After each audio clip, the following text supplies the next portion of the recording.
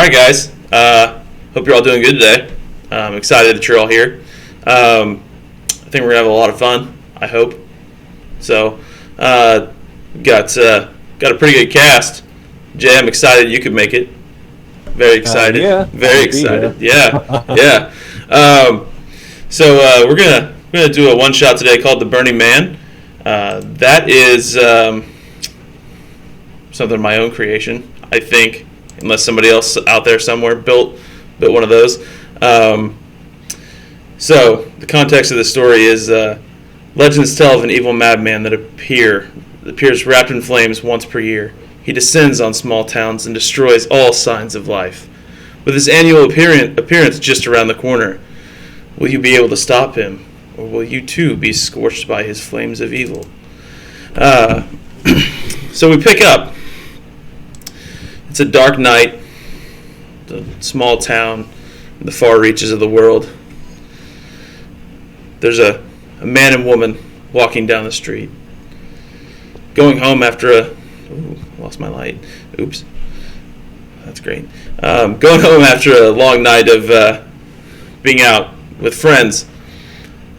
Just as they reach their front door, a bright light glows from several hundred feet away. As they stop and turn, they quickly realize that it's not a bright light, it's a humanoid figure that appears to be wrapped in flames. As it grows rapidly towards them in their general direction, the woman lets out a scream and runs inside as the man pulls the door shut behind her, kind of blocking the doorway. Says nothing, but takes in a deep breath as the figure wrapped in flames reaches his house, extends out his hand, and then it fades to black. And that is where this group comes in. So, group, party, adventurers, you find yourselves in a small town by the name of Loft, at a local tavern called the Red Dragon Inn, on a Saturday night. It's very busy, very cheery, lots of drinks, lots of people dancing and singing, having a good time. So you just find yourself sitting around a table, having just arrived, ordering a round of drinks. The barmaid comes up to you. Oh, yes, what can I do for you? For me, I'd like a beer. Just one to start with. One beer, and can I get anything else for the rest of you? I'll have the same. 2 beers, right? What's on the menu for food items today? She looks back at the board. Looks like we've got a wee bit of lamb left, if that's something you'd like. I'll have a plate of it, please. Right. Anything? A tumbler of whiskey. I'm sorry, love, I didn't quite catch that. Can I please get a tumbler of whiskey? Oh, of course. She goes scampering off through the crowd, reaches the bar. Out of nowhere, she reaches across the bar. Hey, Angus, you put that back right now, you filthy bastard! You hear a from one of the patrons of the tavern. Oh, Mary, you're as feisty as you are beautiful. I see we're in fine company tonight. And Dalish, do you have something to celebrate? Going with whiskey already? I miss the finer points of life sometimes, but sometimes just good old rock gut does your body good, you know? For sure, in some places they call it a natural remedy. For Asians. Don't tell my father that. Any excuse, right? Any excuse. Oh, and you know what? Maybe I could go for a little bit of lamb myself. I might have to call over that maid one more time. Barwench, What can I do for you, love? Barwench, can you hear me? I'll have one of those legs of lamb if you have them. She comes running back. Yes, what can I do for you? Leg of lamb. Just- Leg of lamb. Yeah. Indeed, that's the one. Right. That'll be coming right up. She kind of pulls her hair back. She's obviously sweating, very exhausted. That'll be, and she counts your table. That'll be four or 5 gold. 5 gold for the table. You know what, guys? It's on me tonight. Don't worry about it. We've been doing pretty well recently. It's on me. And for you, my dear, would you like a drink as well?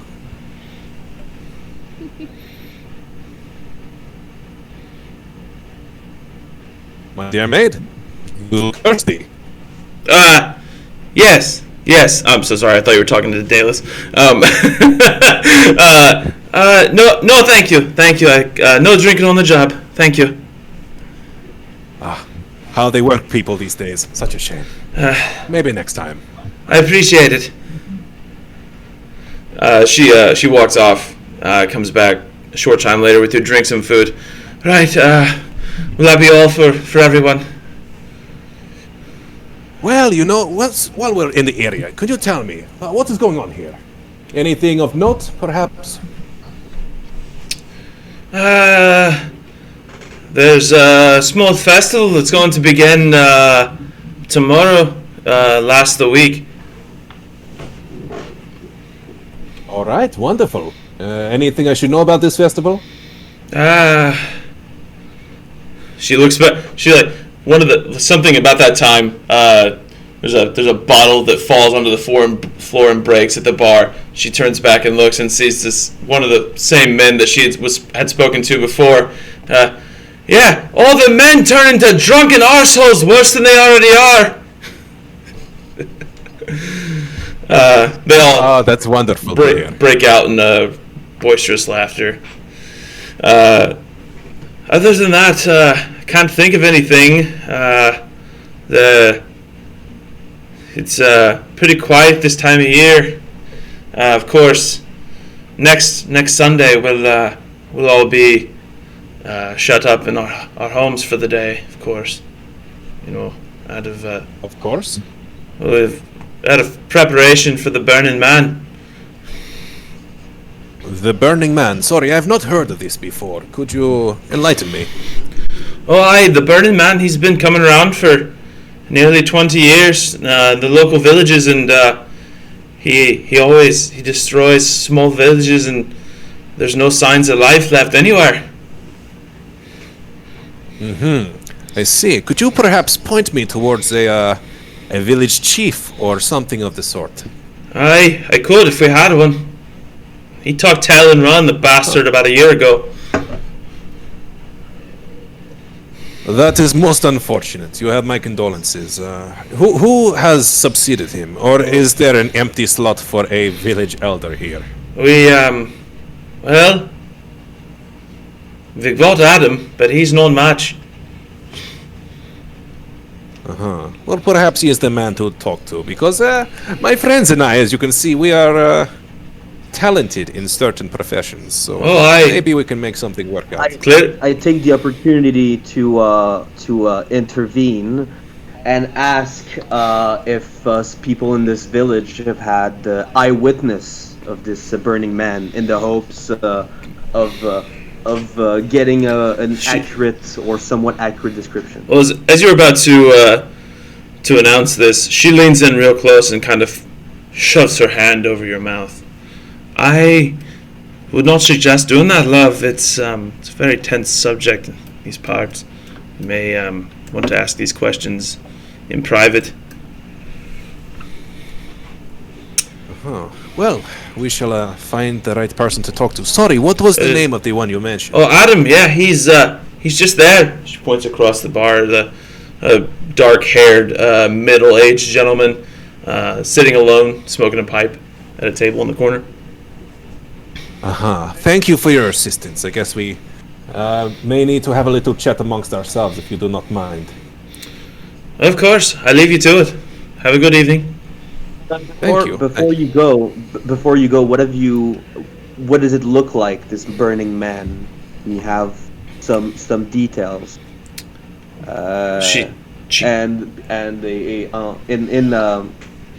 I don't know how much we can speak in meta in your games, Kyle, but I'm wondering if it's for if a situation where I could do maybe a role of Arcane or something. Know if my character knows something about that kind of phenomenon, studied it in some elven city or whatnot.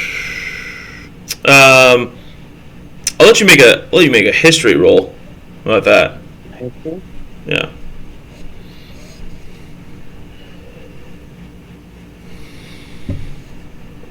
Oh, 25. All right. So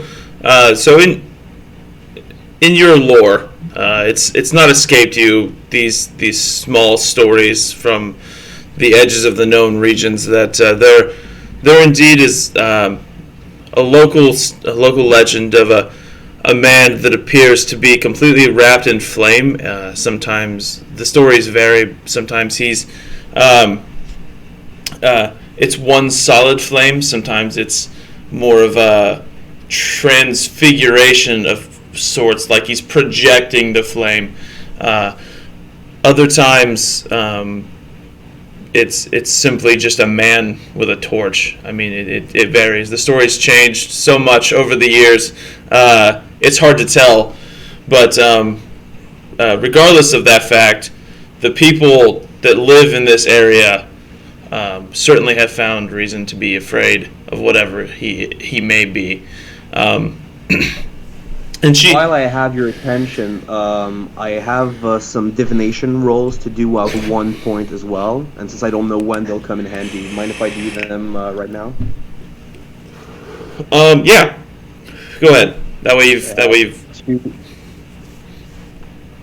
2d12. So an 11 and a 12 is not that great, but guys, it's something. It might come in handy. Remind me. Yeah, no, it's better than a 1. That one. Yeah. Well, I can use it as a crit, if it's a hit against me or someone. Well, this one, an 11, for instance, I know some of our tanks, their AC can withstand that, for instance. So, mine actually can. Right. Okay. Cool. So no, the barmaid, Mary, she right. She kind of gives you the same kind of brief description as you kind of suspected from your knowledge of the subject. You see, it's a very, very rough time of year for all of us. We had a local boy and his wife. They were newlyweds, and they were on a honeymoon to the town over, and they were killed. Well, at least we assumed they were killed. They never came back. So I suppose it is hard to find someone in the ashes. But yes, indeed, unfortunate. Indeed.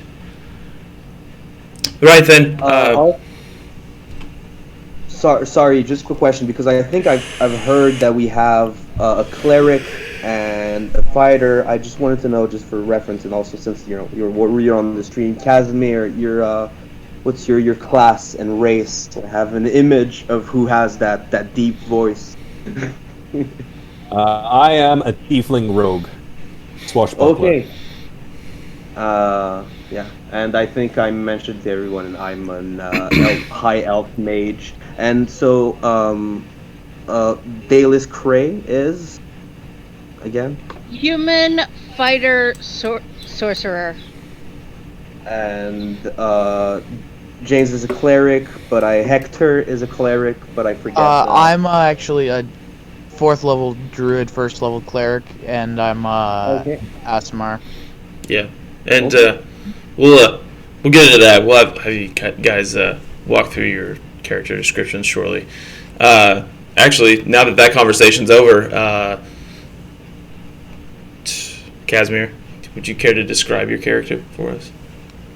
Very well, yeah. So Casimir, of course, is a tiefling rogue, so he's wearing his black armor, but over it, he's got like a black shirt on as well. He's got dark red skin, like the color of the pool of blood, with like horns going back with black hair in between them. He's got, of course, one rapier on his right and a short sword on his left.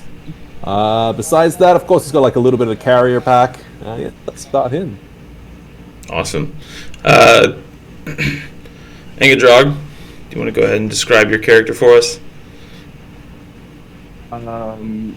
Yeah, I don't have that much of a thought of physical description. You put me to shame, Casimir. But high elf, however you want to imagine it, not that fancily dressed like mainly a classic students of the arcane arts, but not that wealthy. If there's not much to do, Engadrog's probably scribbling in some notes in his journal about something or other. High elf mage and driven by knowledge as its main characters. All right, Dalus. Dalus is a human female, 5'11", just under 6 foot. Definitely more of a dexterous fighter. Short brown hair, green eyes. You can tell by her clothes that she comes from wealth, but doesn't prescribe to it. Nice. Mostly she's just in it for the fun. Awesome. Cool. Yeah. Hector.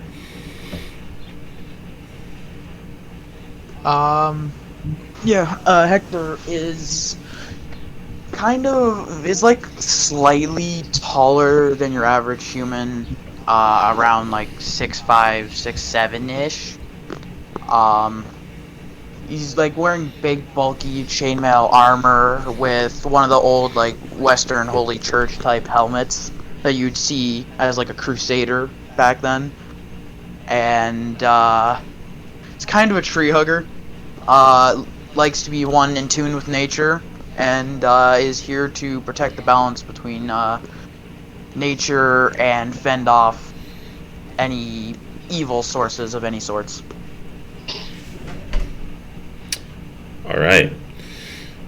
So, now that you've all given your character descriptions, what is your first course of action now that Mary the barmaid has walked away from your table?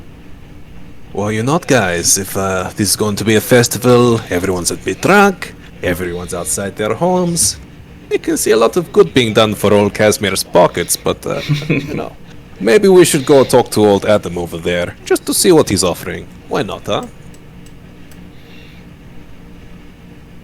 I think it's a good idea. Maybe you can tell us a bit more about this interesting phenomenon.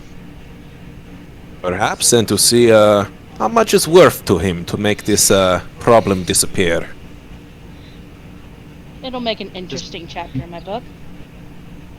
This Burning Man sounds like a menace to society. We must bring it to justice. For some coin. Of course. Yeah, everything has a price. Cool. So, are you going to collectively go as a group then, or one of you just going to go?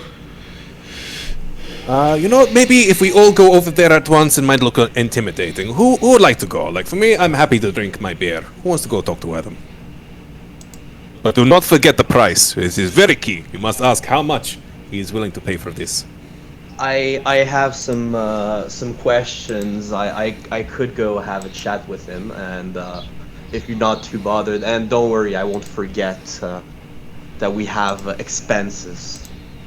Wonderful. Then, by all means, go. What you can do. All right. Do the others agree? Is one of you versed in the ways of charisma? I ask.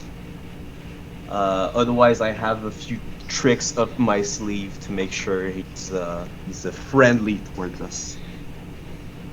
Well, I've seen you work before. You take this one. You'll be alright. I want to flirt with this one, sorry. Oh. Alright. Maybe you guys should paper, scissors, rock for it. Huh?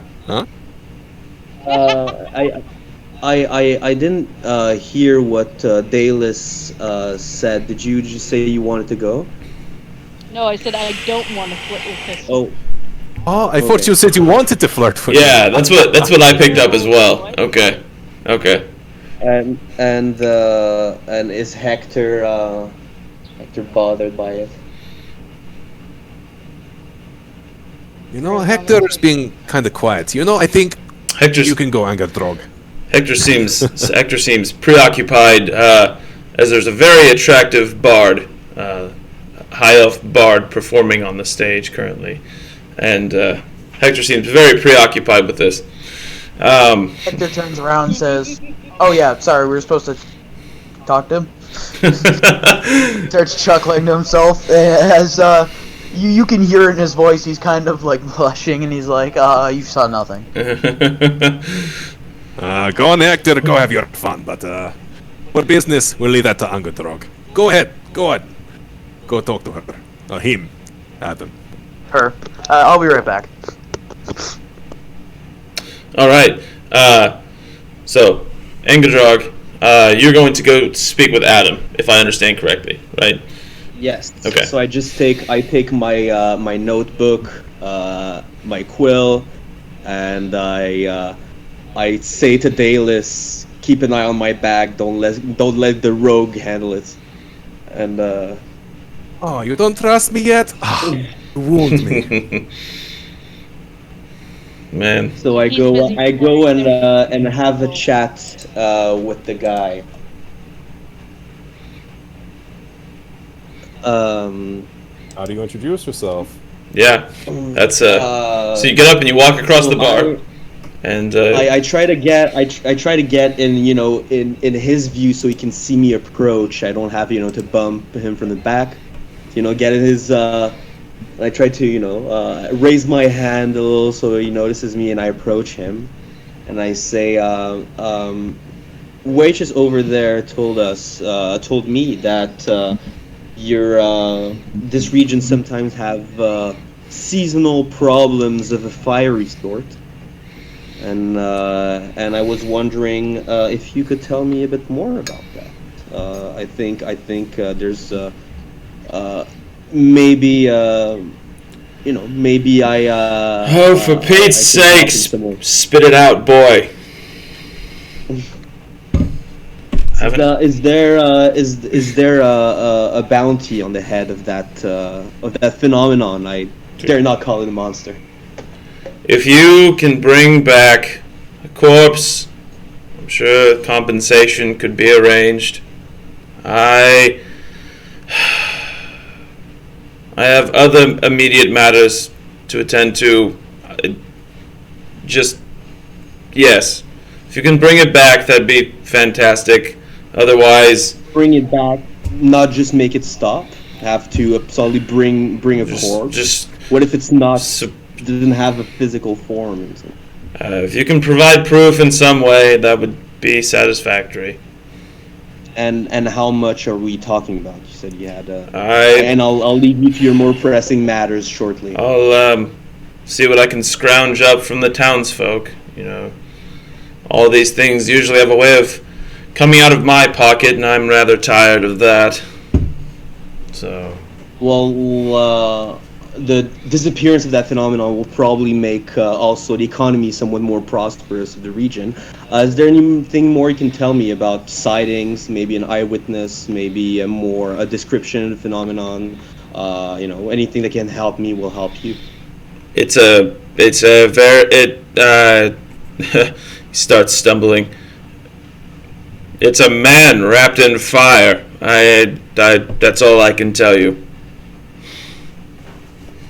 That's helpful. All right, I guess we'll see what we can do about that. Well, thank you. You're most welcome. As he picks up his empty tankard and takes a sigh, sets his pipe down, and gets up and walks to the bar. Just kind of brushes past you as he goes. So yeah, gonna rejoin the group then at that point. Yeah. Okay. I'll rejoin and I'll tell them what he told me. I'll say to my dear rogue, I'm sorry we couldn't agree on the compensation at that moment, but whenever that negotiation will happen, I'm sure we'll find a way to, get our expenses paid for, like I said. Don't worry, I've already thought about it a little bit. If there is a corpse, we chop off an arm, a leg, or whatever. We bring it to different towns. Be like, look what we've done. We've solved your problem. Like, we could probably get at least payment 4 times over or so. Perfect. Yeah. Over the entrepreneur. Do what? Always the entrepreneur, aren't you, Cad? Well, if I'm going to do a job that risks my life, I want to be well compensated for it. I could be a thief with less worry of my body. So if I'm going to go kill some flaming man somewhere, I want a good amount of money for it. Don't you? Is your life so cheap? No comment. All right. I see. Well. Do what? Sorry, didn't quite catch that. No, doesn't matter. Okay. All right. So, the Red Dragon. My way back and rejoin the party after having a little chat with little someone. Hey, look at you with the big smile. I guess. Yeah. Hello? So Hector, after he deviates his course from Adam, kind of makes his way up to the stage, and tries to have a brief conversation with the elf female that's playing her lute on the stage. She kind of nods her head at the coin basket on the stage, and Adam quickly realizes. Or not Adam, I'm so sorry. Hector quickly realizes that, well, you know what? Perhaps I should just return to the table. Sorry, I called you Adam. I have too many players. I am now Adam. No, so you return to the table, and the conversation that ensues will sound like whatever you choose for it to sound like. Merriment, drinking, of course. A good time. Yeah. More beers. So you guys have an evening of drinking. Any planning, formulating in the slightest? Anything that you guys would like to discuss specifically? You're going to seek lodgings? Anything of that nature? When is the Burning Man supposed to show up? How many days from now? So it seems like, from what Mary had said, he typically shows up apparently on the Sunday that is forthcoming. So a week from tomorrow. Okay, so we have 8 days. Right. A quick question: how much gold did we start with, and if that's of any importance, that is. For plot reasons, you have like 100 gold apiece, I suppose. To do with as you need. So, yeah. Well, we have 2 options. We can wait for this fireman to come to us, or we can try to be here in a week. He could be fairly far away. I don't know if he can fly. If that is the case, that might be tricky. And this might not be the first spot he hits, so he might have to on that.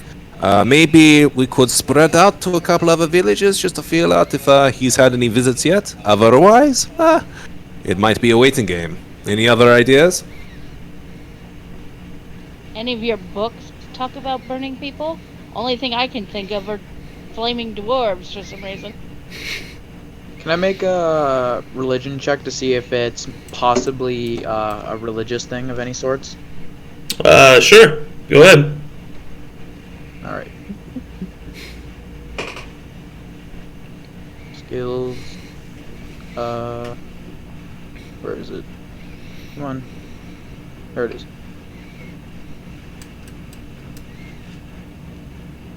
In the meantime, you can acquire rooms here at the inn. They are 2 gold apiece, I believe. Yeah. Better be good rooms. They are. They're very nice rooms. Per night? Are these per night or for the whole week? That's a weekly rate. Yeah. So no, it's not. Yeah, they're nice rooms. That's an 11 on a religion check. Nothing immediately comes to mind about it being anything of the religious nature. It's oops. We lost him. There he is. No, nothing immediately comes to mind about it being religious. Not that you're aware of, anyway. I share, with my mates the information I recollected earlier today when I first heard of the phenomenon, but I don't have much more information about that. I still think, even if people can be reticent to it, I still think that our best bet is maybe trying to figure out what it is before it shows up, and that way we know how to prevent maybe some destruction, and we'll make sure to take it down.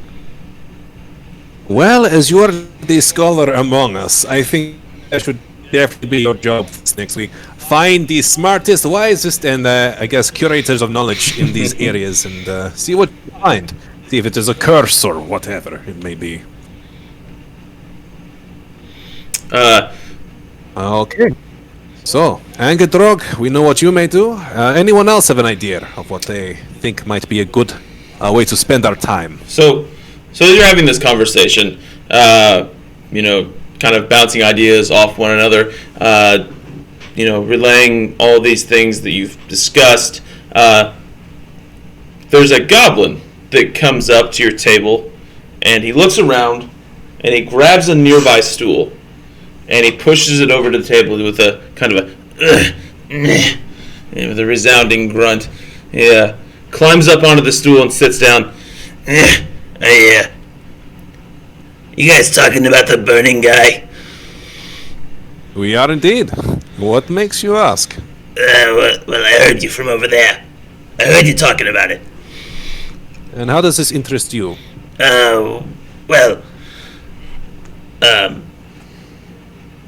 It doesn't really. I overheard, and I thought I'd be nosy. You just want to sit here. He looks at the table, and there's like a half-eaten lamb leg. You gonna eat that? Are you going to buy me a drink first? He pulls out a flask out of his pack. Hey, you want some whiskey? Yeah, take it. It's good. Okay. Yeah. Fair trade. So it gives you that. He starts chewing down on the lamb, and I mean, I'm no scholar or anything like your wizard there. He points at Angerdrog, but it sounds to me like maybe it's a necromancer. They like to do creepy stuff like this, burn whole villages to the ground and stuff like that. Yeah, but I believe they typically like to rise the corpses, not turn them to ash. I mean, maybe a little out of their way. I mean, there's never been any proof that there's been any bodies. I mean, there's not even any ash. So, I mean, maybe he's using the bodies for something. Well, you seem to know a lot about the phenomenon. I couldn't get a better description. Have you you say there's no ash? Have you seen it, or do you know somebody who did? I get around. What can I say? I get around. Get around. All right. What else do you know? So you said there's no ash. produced by the fire, and what does that does? Can I roll Arcana to know what that tells me about the kind of fire that there's no ash produced? I mean, the homes themselves, they've been burned and charred, and there's been some ash there, but there's been no evidence of any corpses that have been reduced to ash. So I mean, I'll just kind of give you that. That doesn't really need an Arcana check. Right. So. Because it's something you could have probably easily heard in rumor in passing, but yeah, I get around. I hear things. If you want to know something, I'm your guy. Well, if you got the shiny. Hey, if you keep talking, I'll get you a few more drinks. How does that sound? Oh. Sounds a deal, my little friend. Yeah. Well, what do you want to know? How can I help you? All right. Have you ever seen him yourself, perhaps? Oh, no.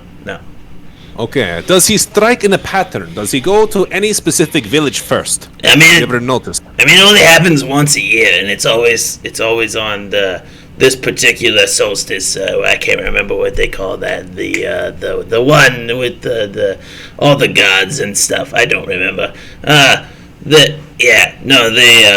It's always on that day, the same day every year. And it's multiple villages in the same night.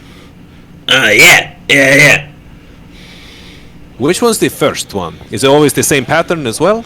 No, it's always different. The first one was a small town, Shady Creek or something like that. Mm-hmm. And that was last year. No, that was like 20 years ago. Uh-huh. This has been going on for like 20 years. So it's random, so no pattern at all? Always starts at a different village? Right. Always a different village. Uh-huh. Well, is there any village that has been hit but was not first? Perhaps we can try our luck. Not that I can think of. Can't be helped. Are there any other characters like yourself who you think we might benefit from talking to? Did you talk to Adam, the town guy? He was apparently not super helpful. Can you think of any other person? I didn't say that. You're putting words in now. I didn't say that. I said he had limited information to share with us at that moment. Oh, right. So he word in his mouth. Right. So he wasn't helpful. Right. Got it. I have a question. You know what? Anyone else? What's your question? He like eyes you up and down. He like didn't even realize you were talking, and he looks over you. Oh, he like slicks his hair like. Hello, madam. Hello yourself. So the last two victims were a male-female couple. Does he only steal couples, or has he done? I mean, I couldn't tell you. He like. There's no bodies ever anywhere when he burns down villages, so I'm gonna assume that he's probably not very picky. We need an archive. What's an archive? Generally, you know what, my friend? Go visit. Yes, I think you've at least earned one bear. If you can provide anything else, we'll get you another. So, barmaid, one bear, please. You're too kind, really. We'll see what happens. We'll see if we can get you the two, huh? Alright. Rubs his hands together. There was one other thing. It always smells like sulfur when he's around. I remember being in the town with one of the towns the next day, and like I went there. I was going to. He looks around. I was dating this dwarf, you see, and people kind of frown on goblins and dwarves, like, shacking up together. So I was going to see my dwarf girlfriend, right? And, the whole town reeked of sulfur. Like, it was disgusting. I don't doubt that. Okay, well, kind of useful, I guess. Highly useful. He looks around again. So, 2 beers. Ooh, can you top that with anything else? Come on! Just a little more and you've earned that second beer. Come on, what do you... Hey, come on! What do you want from me? I gave you everything. That's everything? Just a little more that we can work with. I swear. Maybe just finish this beer, and in that time, if you come up with something else, we'll see. Huh? I need someone who knows somebody who disappeared, someone who witnessed an event directly, someone to talk to after this very, very enjoyable encounter. But it will end, and we need to find some more information if we're gonna be able to stop this scourge upon the land. Rumor has it there was one survivor, but there's only ever been one in like the last 20 years, and I don't even know if he's still alive. Rumor has it he's a hermit now. He lives like 15-20 miles from here, like down by a lake somewhere in the woods. It's kind of creepy. North, west, south, east. Here's a map. Can you draw it on here? Oh yeah. And he looks. Let's see. Carry the one. Barmaid, another beer for my friend here. He Oh yeah, that's right. It's right here. he like circles it with a pen. Thank you. You've been very, very helpful. No. And like as he's got like 3 tankards full of ale in his arms. No. Thank you. As he starts like shuffling away. Well, we made a goblin's night. That's a start. Now let's see if we can make our own. As he's walking away, starts getting through the crowd, and you hear, Hey, watch it! I'm walking here. I've got 3 beers. Look, I worked incredibly hard for this. You're not gonna ruin this for me. I'll bite your ankles. I'll do it. Awesome. He reminds me of a poodle my mother once had. Wait, we're in Brooklyn now? Hey, I'm walking here. Hey, I'm walking here. No, but so yeah. It would appear that the goblin has given you the location of the only known survivor. Right. And I have, and I also have a new few more things. Sulfur. There's sulfur and piss. I think that might be there might be a link there. It's a joke. 100% on this, but I think sulfur also comes out of the earth sometimes. There are hot pools that if you go around those areas, you can smell it. Cast fireball. That could also be a giant lead there. Okay, so we know three uses for sulfur, let's say. Not to mention the infernal connotation. Hey, you looking at me? Always, darling, but you won't let me tattoo those beautiful horns of yours. Maybe one day, if I'm drunk enough, Hey, you can try tonight, a few more beers. I won't complain. You just want to drink my whiskey? That's what you charge 500 gold for tattoos. Well, who knows? We'll see what happens tonight. But I say we have a few more drinks, we find a nice room for each of us, and then, we see what happens tomorrow. All right. So your evening commences. You have a few more drinks. You guys have a good time. Hector, once again, spends the majority of his time flirting with the bard, who has now taken her break. And it goes fairly well. They have a nice conversation. They have a few drinks, a few laughs, and then she packs up her equipment and leaves. You guys can all turn in for the evening. It's to stay here for the week. It's 2 gold. So if you want to pay that now, you can. So essentially, we'll fast forward to the next day, which is Sunday. Excuse me. So you wake up in the morning. Wake up to the wonderful smell of mushrooms and eggs and bacon and tomatoes all frying in a pan. Wonderful. I'm Guess I'll head downstairs.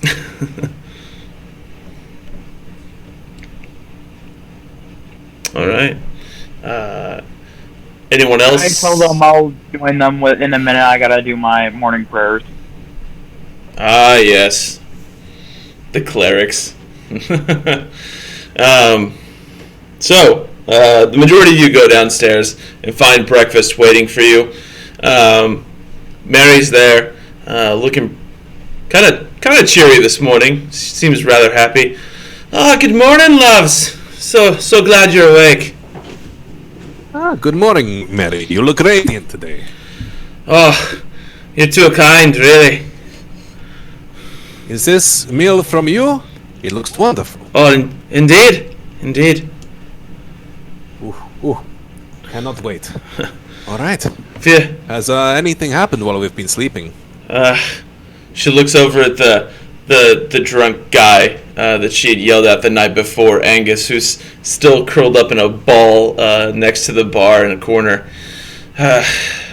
Nothing out of the ordinary, if that's what you mean. Do you want us to prank Unfortunate. him? I'm sorry? Do you want us to prank him?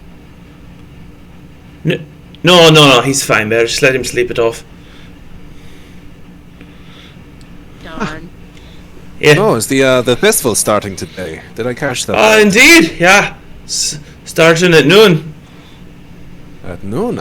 So At noon. what is the first part of this festival? What shall we see outside? Well, it usually commences with a meal, and then it proceeds to just be kind of a free-for-all drunken rage. It's something to see. I'll give you that. They've usually got a fighting pit set up, playing there's lots of different gambling games. It's quite a spectacle. Well, this does sound like my kind of party. The rogue has gained 18 different ideas.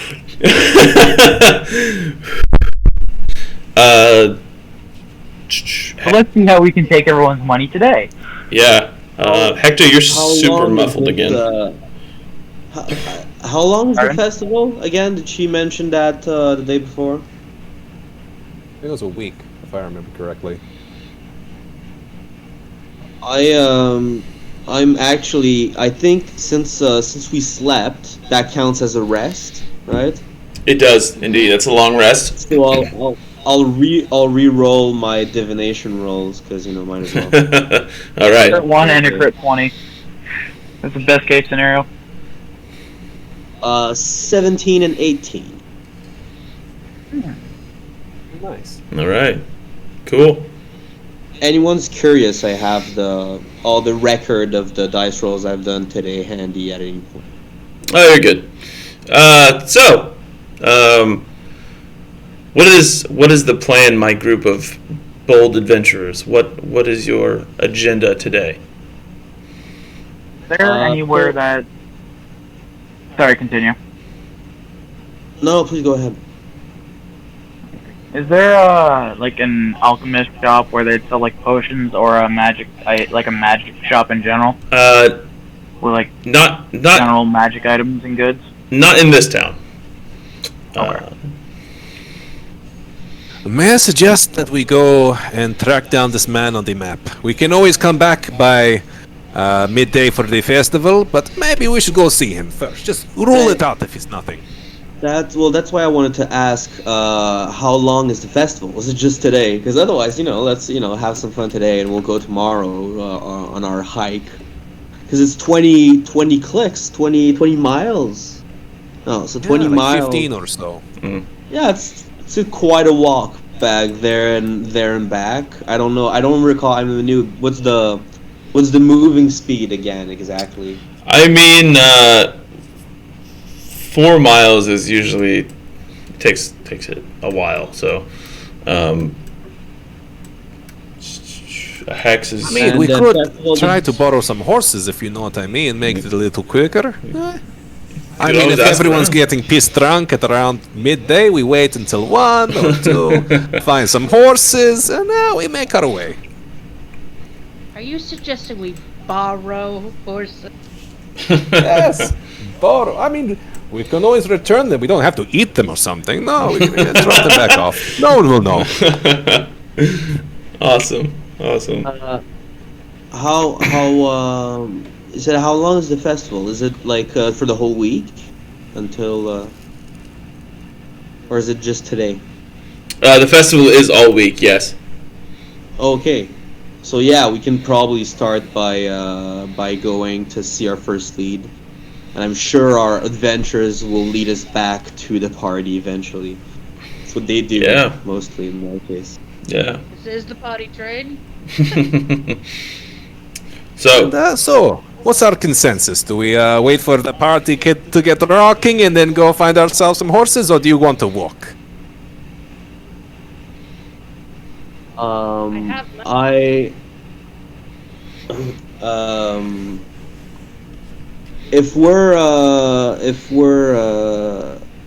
If you guys want to steal some horses, that's your purview. I have a spell in that case. So if you guys gonna do that, I'll let you guys do it. I'm not that dexterous. I'll just be a hindrance, and I'll make a short rest. Change my prepare spell in advance. Actually, I'll see if I can ritual cast it. But yeah, I'll be okay. I mean, I can wild shape into a warhorse for 4 hours. Oh, very good. And Dalis, did I hear you say something too? I have money. We can rent them properly. But That's where's also the fun true. in that? And our last one. So we have someone who can turn into a warhorse, who could possibly take someone on their back. We have our only for mage. 4 hours per rest, though. That's the only thing, though. Sure, but 4 hours rest? is a long time. That's Long rest, short With rest, 60-foot movement. If we need to go, like, let's say 15 miles on a horse, I think we can get there pretty quickly. Much shorter than 4 hours for sure. You? Find a stable. Well, yes, of course. I don't fancy my chances of finding a horse in the party. Unless it's a great party. Then who knows? All right. That's true. I can turn into a horse. I'm afraid to ask what kind of parties you've been to. Oh, all kinds of parties, you know? When you're a rogue, you live in the underbelly for a while. Sorry, I think I had a technical issue. I left for a second. I missed. What did I miss anything? No, I don't think so. You say I, and then I was like, you? Oh, yeah, I can go for 13 miles with that spell. I have a spell, Phantom Steed, lasts 1 hour, and I can go 13 miles at a fast pace. So I'll have a bit of walking to do, and then before the way back, I'll need at least a short. But yeah, I don't. So I don't know if that's actually that useful. If I have to stop and go the other 2 miles on foot, might as well rent a horse as well. All right. It sounds like everyone wants to rent a horse. Is this the case? How much is it? Well, I guess you'll have yet to find out when you arrive at the stables, I suppose. Spoil sports. All right, let's go rent a horse. Loading screen initiate. So many jokes. So many jokes.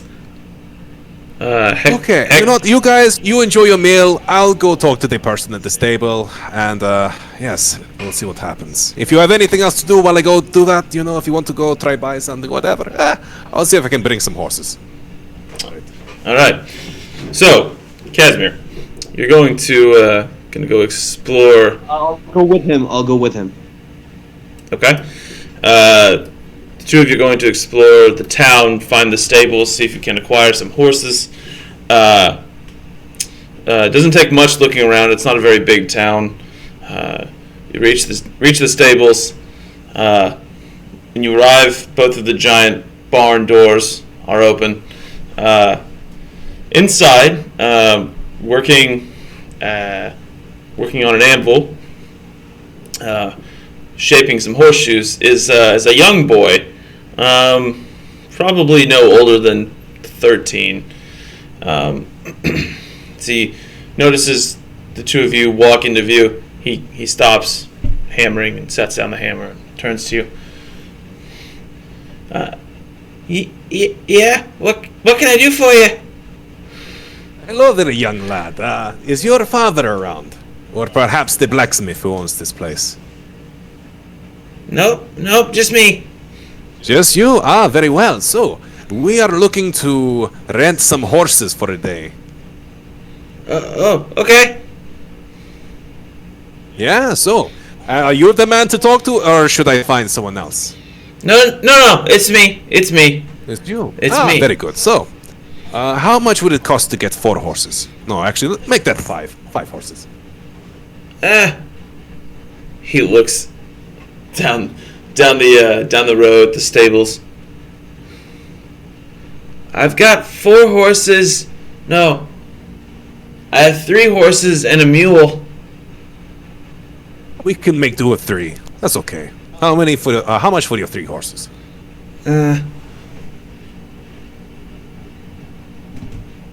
To buy or to rent? Rent. You know what? I'll make you an offer. Here is 5 gold coins. You know, more than 1 per horse. Here. A little extra for you. You give him the gold, and he looks at it in his hand. I think it's supposed to be 10. Oh, do you? Are you sure? I think so. You know what? How about we bring them in better shape than they were when we left? How does that sound? Give me a persuasion. I was waiting for the dice roll.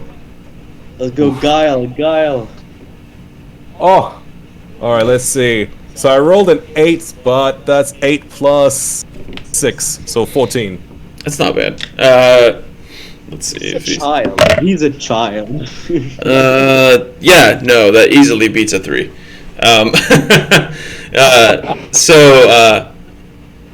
Okay, sounds good. You have yourself a deal, young man. Alright. He looks at the gold in his hand. He sets it into a pouch hanging on the wall. Well, can you saddle them for us? He's already started walking off to go get the tack and gather the things that you need. So, so he'll get them saddled and everything for you and have them prepared. So you have 3 horses. And a mule? Or just the 3 horses? Did we agree for the 3 horses and a mule, or? Yeah. No, just the 3 horses. Just the 3 horses. Okay. Yeah. So a couple of us smaller guys can sit on the same horse. We make that work. But yeah, we'll probably be okay if we do one of us can change into a horse for part of the path, and I can summon one for part of the path. So, I think we'll be... Yeah, we'll be alright. Well, I mean, we don't even necessarily need to do that. 2 people can sit on a horse. I mean, Depends on how are they? We're in a small town. Are they scrawny, underfed horse? horses? Are they? No, they're well kept. They're well kept. Yeah. Yeah. Yeah. Probably. I'm light. Elf. Head full of pounds. Me as a tiefling, I'm like, normal weight. Not super strong because, rogues, but Alright, so you guys can go back to the tavern with the horses, and, whatever your plans are from there, you can meet back up with the group. So. Alright, guys, here we are. We have 3 horses. We'll make 2. So, we can head off immediately if you like, and someone owes me drinks and food today. Since, I got this, and, little kickback. I appreciate your help, so yes, I'll take... Don't worry, I got you. Aha, thank you, Angadrog. Well, tonight we shall feast, but first, let us go and find ourselves a hermit. Alright. So, by the location on the map, you're heading due southeast near a small lake and a small forest that surrounds it. So, you travel on horseback this distance, and you reach the edge of the forest after a few hours. The horses get a little jumpy. You come to the forest. They seem a little high-strung, a little tense, maybe, but start to push on through anyway. So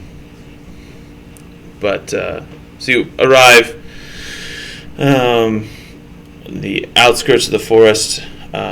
Who has the map? Casimir. Okay.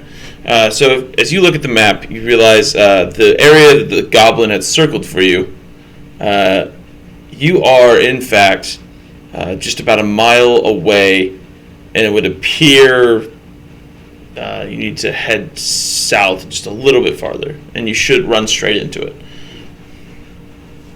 So as Will I use my wild cape to travel, or am I riding on a horse at the moment? I think you're on a horse. I mean, we all decide we can fit. Unless you specifically were like, I'm going to do this myself. I'm going to be a horse. Hell yeah. Get some exercise. I'm not going to waste my wild capes in case we need them. Well then, in that case, well, we're almost there. We're about a mile or so off of this circle. So if we keep heading this way to the south, we should be there very soon. All right. After about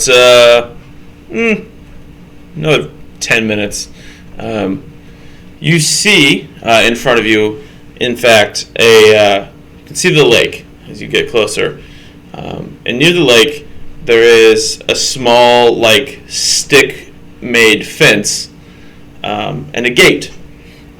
On the other side of this fence is effectively a hut, essentially, but it's fine craftsmanship. Even for being made out of sticks and smaller logs, it's of fine craftsmanship. There was some definite time put into this. It's got a domed roof, and it's rounded, and it's at least 80 foot in diameter. So it's good size. I say in diameter, 80 foot around, and then height-wise, probably close to 10 or 12 feet. So. Okay. All right. I think it wouldn't be a good idea if the guy's a hermit to barge into his place. I think it might indispose him somewhat. So you sure. As you're saying this, from behind you, you hear a voice. Indeed, it would be quite rude to just barge into someone's home unannounced. Ah, hail there, friend. Yes, we did not want to intrude, but we have a few questions for you. As you turn and see a tall man with a short, gray beard, gray hair, wearing mostly leather clothing, and he has like a bright, not bright, light brown robe, cloak, however you care to describe it, with the hood up and a long bow slung across his back, and a quiver full of arrows. In his hands he holds 2 rabbits on a string. In his other hand he holds an arrow still bloody, the barb still bloody. How may I help you? Angadrog, you want to take this one? You seem to know the most.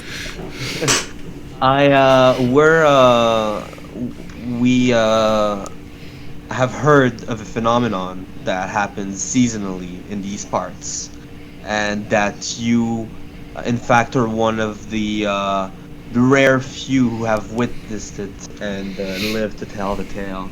And in order to rid this region of this scourge, we need as much information as we can, and that's why we come to you humbly to ask for your help. He looks around the woods. Come with me, we'll speak inside. As he walks between your group, past the horses, and he opens the gate and proceeds to walk towards the house, or the hut, rather. All right, you guys go in. I'll tie the horses off and begin to have a chat with that man. Okay. Well, we follow him in. So the other 3 of you, you get down, leave the horses with Casimir as you start to walk up towards the hut and go inside as the gentleman ushers you in. Casimir, can you make a perception check for me? Very well. Let's see.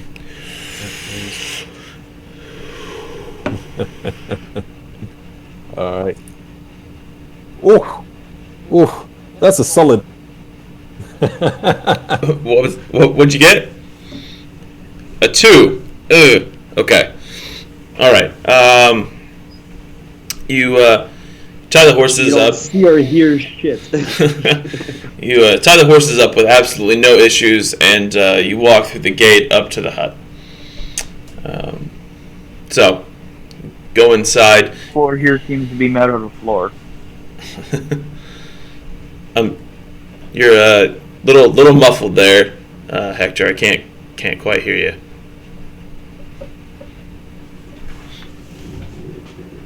So as you walk in, you see the inside is just about as well designed as the outside. It's a dirt floor, but all the furniture appears to be handcrafted wood. He has a nice little, for all intents and purposes, it's odd, but he does have a fireplace. And it's funneled out of some kind of clay, mortar or something, and it feeds out this side, the back side of the hut. As you look around, he's got a nice little kitchen area in there, as well as a corner where he clearly sleeps and keeps most of his personal items. As he ties the rabbits up on the wall in his quote-unquote kitchen area. So, how may I be of service to you? We need. Have you seen the thing which we mentioned? This burning man, apparently. Have you seen which with thine own eyes? Indeed. And I would rather kill 1,000 men than ever experience that creature again. Well, perhaps we can do the killing for you, and hopefully not men. But depending on what you tell us, that could make our job easy, or maybe we'll see. What do you know? It was nearly 15 years ago, as I See, I'm a carpenter by trade, and I used to be one of the best. And I was hired out by several places. My work had great renown. I would travel far and wide to do my craftsmanship for nobles and the poor alike. On one evening, I returned to find my entire village burned to the ground, my family gone. As I looked to the far end of town, I saw this creature, a man, beast, whatever it may be. It stands 10 feet tall, and it takes the shape of a man, but I can't say that that's what it is. Excuse me, Kyle, just because my audio setup fucked up. Sorry for the language. Just when you started describing what he saw, I think I heard 10 feet tall, form of a man. Was there something before that? I missed like 3 seconds. Oh no, he's about 10 feet tall, and he's very. It's very intimidating, very fearsome. I don't suppose he looked like me, did he? No, it was strange. His entire person appeared to be on fire the whole time. Like an elemental. I suppose I could say that. But could you see a body inside the fire? Well, or was it just a fire shaped in the form of a human? Well, that's the strange thing. I couldn't. It was a humanoid-shaped, flaming figure, but the eyes. I will never forget those eyes as long as I live. They were black as the night around me, and they pierced my soul with a petrifying gaze. And he kind of sits down in a stool as if he's reliving this, for the 1000th time.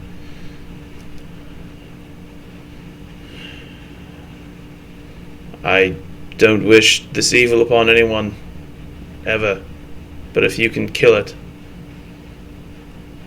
if I can be of any assistance, I will be. We'll be happy to help you.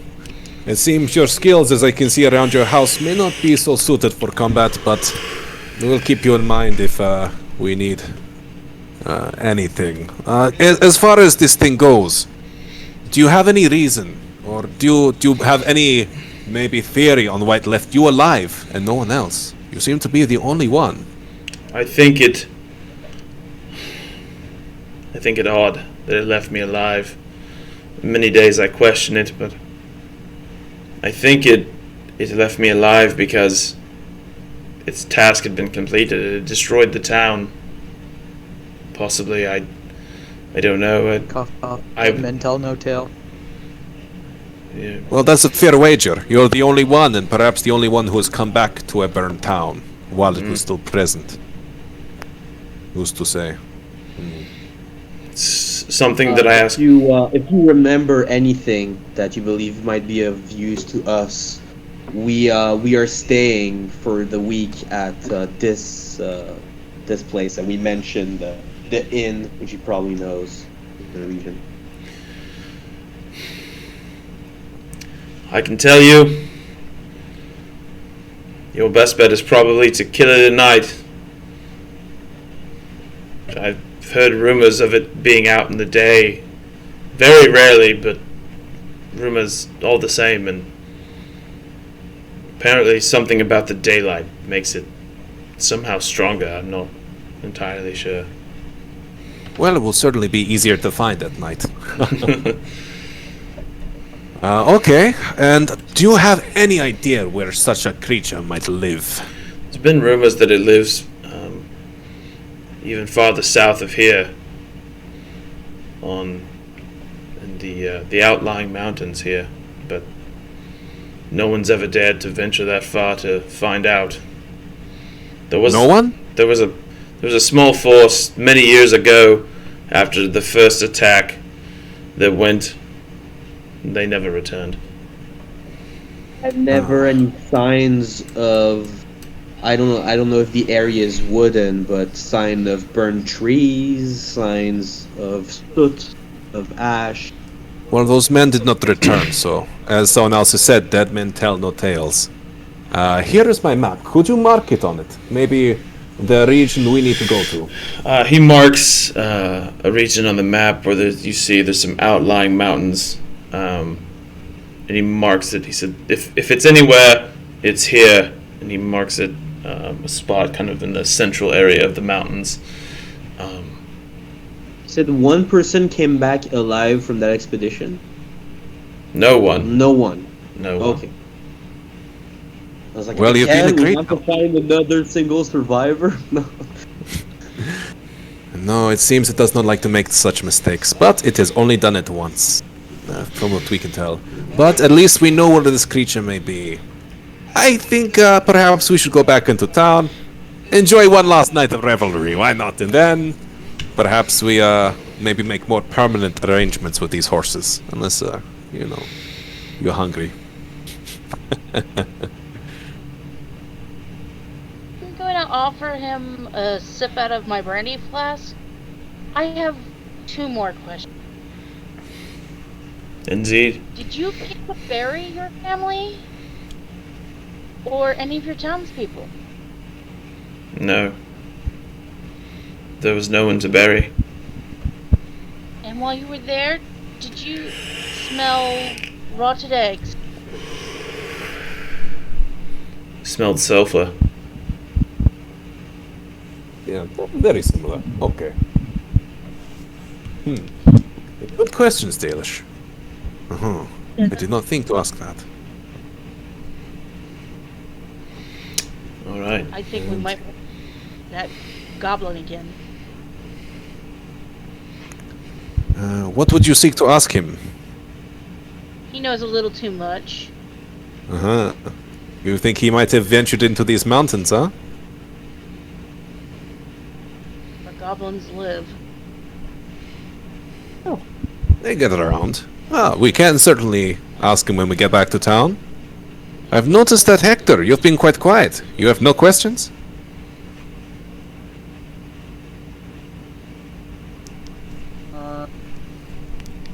Not particularly. I mean, you guys all asked. We have the information we need. All right. Well, in that case, I think, yes, time to have ourselves a wee festival, huh? Yeah, a bit more fun. One more night. All right. And Angadrog, drinks are on you, eh, buddy? Your drinks, not everybody's. Sure. I got you, because you paid for some of the information I collected, and I don't know the value of information. Well, it can be a whole life. Go party! Woo! All right. So, as you leave the hut, I'll take a perception check from all the players. Come on, not a 2. Excuse me. A perception check? Yes, perception check. 6. A 6. Yep. What? What did you get? A 6. I can still show my hands and do it. Yeah, that's always a bad sign. 6. 18. Do we have An 18. 18? Okay. Yes, this floor here is made out of floor. Angadrog, what did you get? 19 just rolled. Okay. 17. All right. 17, 18, 19, and 6. It would appear it is rogue. Yeah. But natural 6 or 6? They're the same. I got nothing on perception. Oh, okay. So, all right. Or a rogue. Well, for those of you that can see, You can see off in the distance as you are bridling the horses to prepare to leave. There's a figure, like a wispy, shadowy figure, off in the distance. One might say it's of a humanoid shape, but it just appears as a shadow, and it stands probably close to 100 foot away, maybe a little closer. And it looks at all of you, and you all get the sense that it's looking past you. Except for me. Except for you. And you feel like it's looking past you. And as you turn and look, you realize that it's not looking at you at all. It's looking at the man whose name actually is Adam. I'm sorry, I didn't ever give you his name. He's looking at Adam, indeed. And Adam sees this, and he is looking back at it. And it vanishes. It's gonna come back and finish the job. He's marked. I believe you should come into town with us. This cannot be a good omen, and we cannot assure your safety in these woods if your hideout has been discovered by this force, which I feel. But I can on the French for some reason. Maybe I can do a roll to know what if we know what it is. If we have an inkling about, now that I saw something myself with my own eyes. Maybe Arcana to know if it's a creature I've ever heard of, a manifestation like that. I'd like to roll that too, actually. Well, I have like proficiency in Arcana, but yeah, DM can say no. I kind of want to do the same, because now I have a feeling that this is a spectral illusion of some sort. Not necessarily an illusion, but that one in particular was. I'm gonna say because of how quickly it appeared and disappeared, that trying to get a good feel for what it may be is going to be difficult. So you can make those checks, but it will be at disadvantage. Okay. 12 disadvantage. Dang, I got a 19 and a 12. So it's 12. Okay. Dallas, did you make a check as well? With it of disadvantage, I got a 17. Okay. It appears to be some kind of, from what you can tell, Dallas, possibly some kind of eldritch power, maybe some kind of aberration. It's hard to tell, but it's something of that nature. Just the energy that it radiates. It's nothing good. So, what I was saying to hold on just a second. Excuse me, Taylor, would you say? Yes. You were saying something. I cut you off. Oh no, go for it. Let me. Dallas, what were you saying? That way I can. I said that helps me narrow it down in my head. Absolutely zero. Okay. So, Engadrog, I believe you had mentioned something about trying to get Adam to come with you, stating that it's not safe here. Yeah, that's what I was saying. It stands. What I was saying stands after this check. I didn't see nothing. What are you guys talking about, huh? Adam looks to you, Engadrog, and he shakes his head. If it is my time, it is my time. I will happily go into the afterlife to meet my family with open arms. And you're leaving behind such nice things here. It'd be a shame for them to all burn down.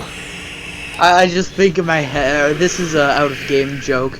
I play cleric in another thing, and his whole thing is inflict wounds to pretty much everyone. So it's like, oh, if that's the case, inflict wounds 3rd level. Dark. All right. If I can't protect you if you do not want to be protected, but know that if you manage to reach us, you know where we're staying, and we'll make sure that. I think you can. I think you owe it to your brothers and sisters of this land to stay alive in order to help while this monster is still at bay, and you have. I will greet this. The very little information which is left public. I will greet this creature with open arms should it choose to visit me here. Yes, Angadrog, I think you're a little out of line. The man has helped us. That's all he can do. If his family has died and he wants to join them, who are you to stop him from meeting them? You know, you've done well. Thank you, Adam. We appreciate your help. Hopefully we can be the ones to put that creature down first, but no promises. All right. Alrighty.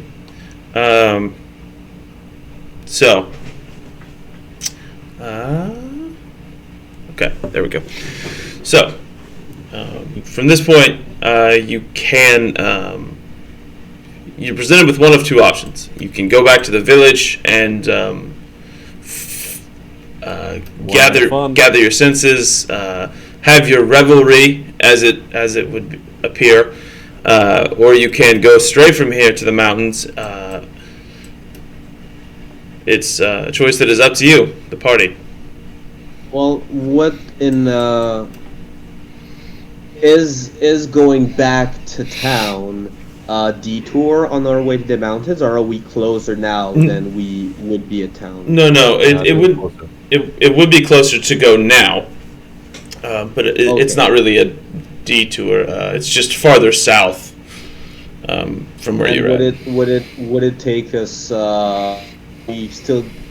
If we went to investigate, how long would it take us to get there?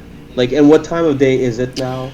Because now it's rapidly approaching close to, I would say probably 2 o'clock, somewhere in there. It would take you. It would be dark by the time you reach the mountains. It's a minimum of a 30-mile journey. Because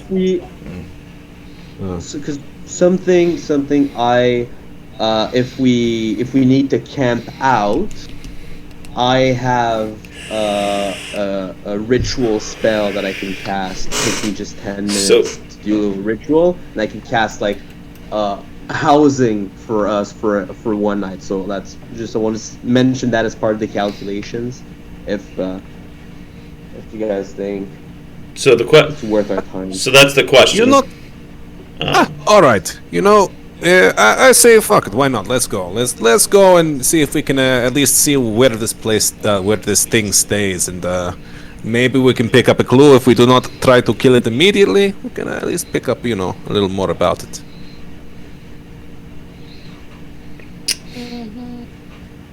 I've been thinking, Hector, you're a cleric, right? Cleric druid, mostly druid, but yeah. So this thing only attacks on equinox. So what's so special about this particular equinox?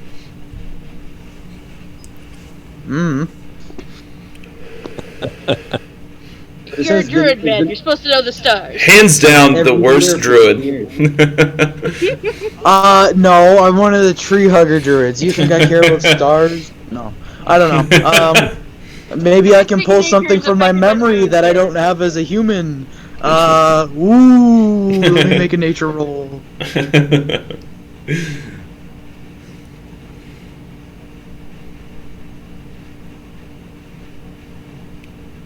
Suspense. That's a 7. I know that stars look pretty cool. That was an awful lot of suspense for a 7. What? How do I have a Oh, that's why. Yeah. Like, I have a higher level in the druid, but I'm more so playing a cleric. Gotcha. So, so what do you guys think? Off to the mountains, huh? all right. So you mount the horses and off to the mountains you go. It's a several mile journey. It's a long trip. Minimum 4 or 5 hours. Probably closer to 5 or 6. But so as you travel all the while, right? it's really if it wasn't such a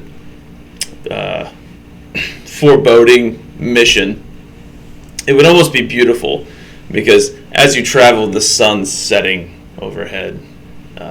So yeah. You will reach at dark. You will reach the foot of the mountains. You know you still have to go another 5 or 10 miles into the mountains before you reach your destination. So maybe we should bivouac. It did say that we should probably, look at this thing in the dark instead of the light. Oh. I know traveling in the dark is not always a great idea, but when it comes to this, if this thing would kill us in the day, maybe it's better to go. Unless you're thinking we go like early morning before the sun's up, huh? Also, just to let everyone know, if we do encounter this Burning Man, I do have Create or Destroy Water, so I can just make a bathtub of water fall on this guy. And That's not bad.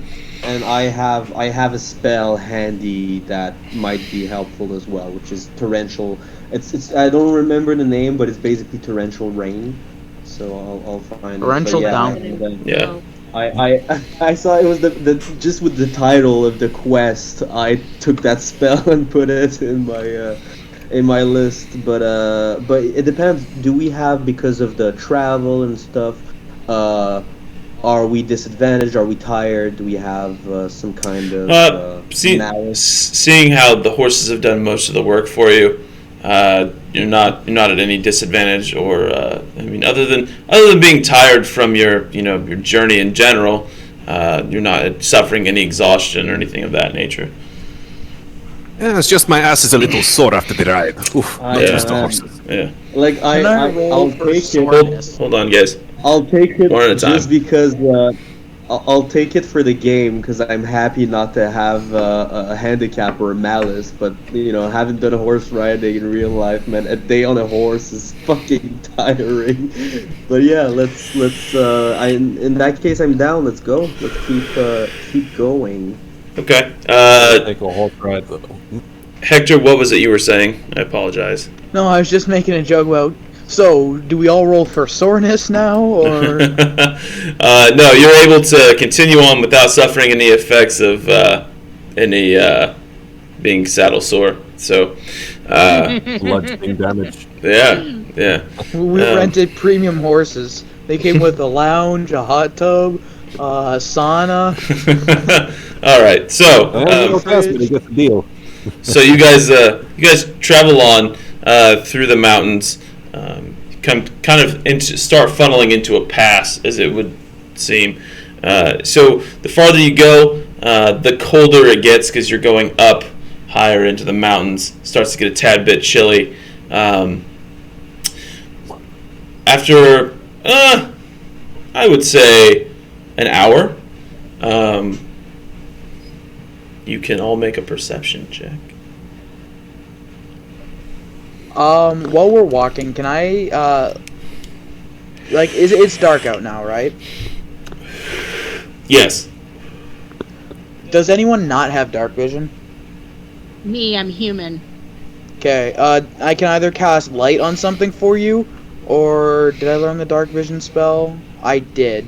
would you prefer me to use a second level spell slot and give you dark vision for 8 hours, or do you just want me to cast light on something for you? Better to give dark vision, because to give her vision, because light might attract unwanted. That's also fair. I'll cast dark vision on you, so you now have dark vision for 8 hours. Cool. Thank you. I got a 9 on my perception check. Jeez, you cannot win today. The rogue's supposed to be the jack of all trades. I don't like how this is going out. I'm better roguing than you. 11. 22 on perception.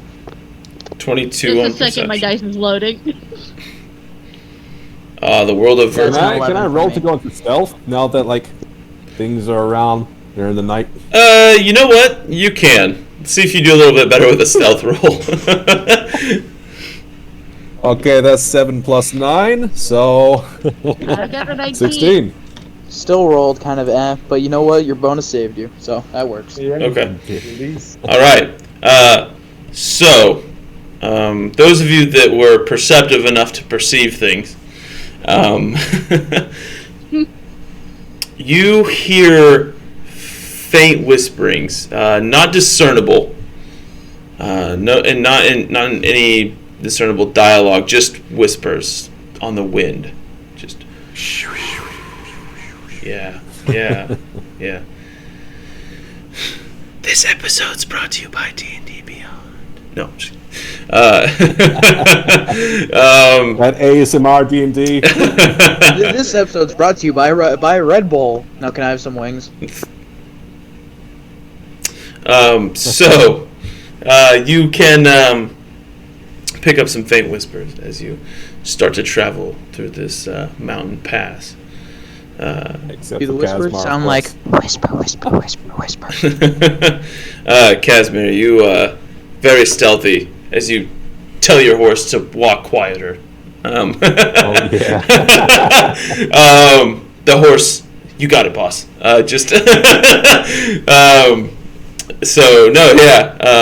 Stealth is working out for you. Did anyone else roll a stealth check?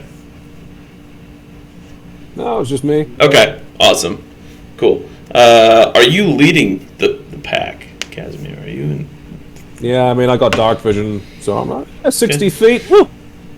The guy resisted the fire is leading, yes. Cool, then you'll see what I'm about to describe first. As you come around a bend in the pass, about 40 feet to your right, you see a small opening in the side of the mountain. And from inside, there is a faint orange-ish glow.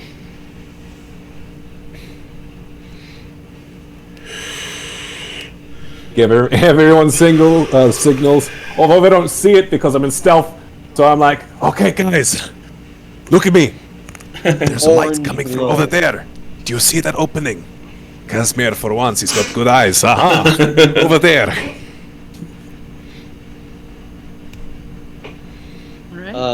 Yeah, so we go in that direction, I guess. I said, well, I think we should find a place to tie the horses and maybe, creep in there a little slowly. Why not have a surprise for them? It's a good idea. Alright, so, Casimir again, leave the horses to me. You guys, you stop going. I'll catch up with you. So stealth check? Well, maybe we should just all put the horses, because since you're the stealthiest, I might have you sneak up and have a look before I barge in and probably stumble on a rock, me clumsy mage. Well, you're a man I who also have recognizes talent. disadvantage on stealth, and I can give you guidance as well. I have the spell guidance, so it might be better for you to sneak in. You know what? Okay, You know I what? mean, I'm stealthy, fire. I'll go with him. I'll give you. I'm gonna cast. You have a high stealth. I'm gonna cast. The fighter said they're going in, right? Yes, How about me I and believe Kaz? you did. I'll cast guidance on the fighter then, because it's concentration, so I can only cast it once, unless I break concentration. Okay, well, So I'll cast it on the fighter. You get an extra D4 on one ability of your check. On one ability check of your choice, and it can be rolled after or before you roll. Okay, well I got 24, so I'm pretty stealthy as old jazz, you know. Well, I'm Not 20 plus 3. Can I Yay! I rolled. Can we take a 10-minute break for the time for me to do a little divination ritual? Not in the game. I mean, not in the. I was actually just about to suggest before we get to this next part, why don't we just take a brief 10-minute recess and come back? Oh, that's not what I meant. I meant in the game, but that's okay. I don't mind. I'll take it. While you're performing your ritual IRL, IRL, we're gonna. because the divination, and I'll tell you right now, Kyle, the divination I want to do is augury. Okay. So it's the spell augury. So just so I know that if I have a bad omen for what's gonna happen next. Okay, cool. All right, we'll come back in just about 10 minutes or so. You guys can all just just mute your mics in the chat. That way, the chat box doesn't disappear on the Twitch channel. So, all right. So we'll be right back, and yeah.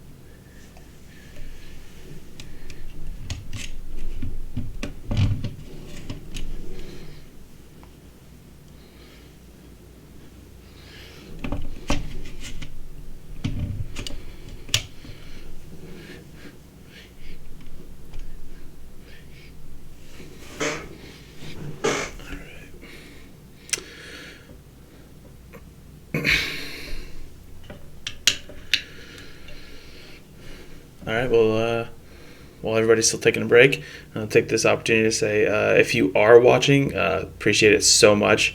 If you have followed or subscribed, either one, again, thank you. We're going to try to do one-shots like this. Usually they'll be on Saturdays around 1 p.m. Central Standard Time. Also, be sure to tune into our podcast on Sundays. And Thursday gameplays. We're taking a 2-week hiatus from those, but after that, we'll be back at that in full swing. We got some new players, new characters. It's actually the start of a new campaign, so I hope everybody gets a chance to tune into that.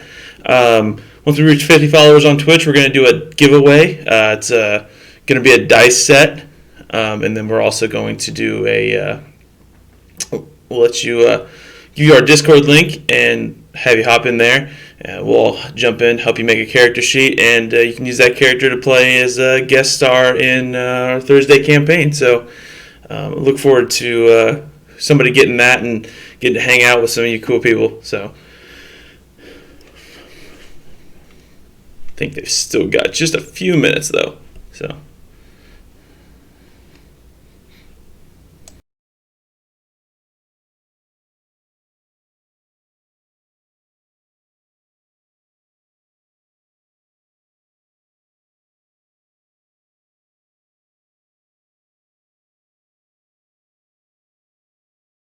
I did like 2 sessions and a half of my other D&D game before understanding ritual casting. I'm like, oh my god, how have I been surviving as a wizard basically, and never taking advantage of the short rest. That's good. Yeah. Yep, it's I've in all the time that I've played D&D, I've never played a wizard. I should someday soon. Some foreshadowing. Maybe the DM will play the knowledgeable wizard at some point soon. Who knows?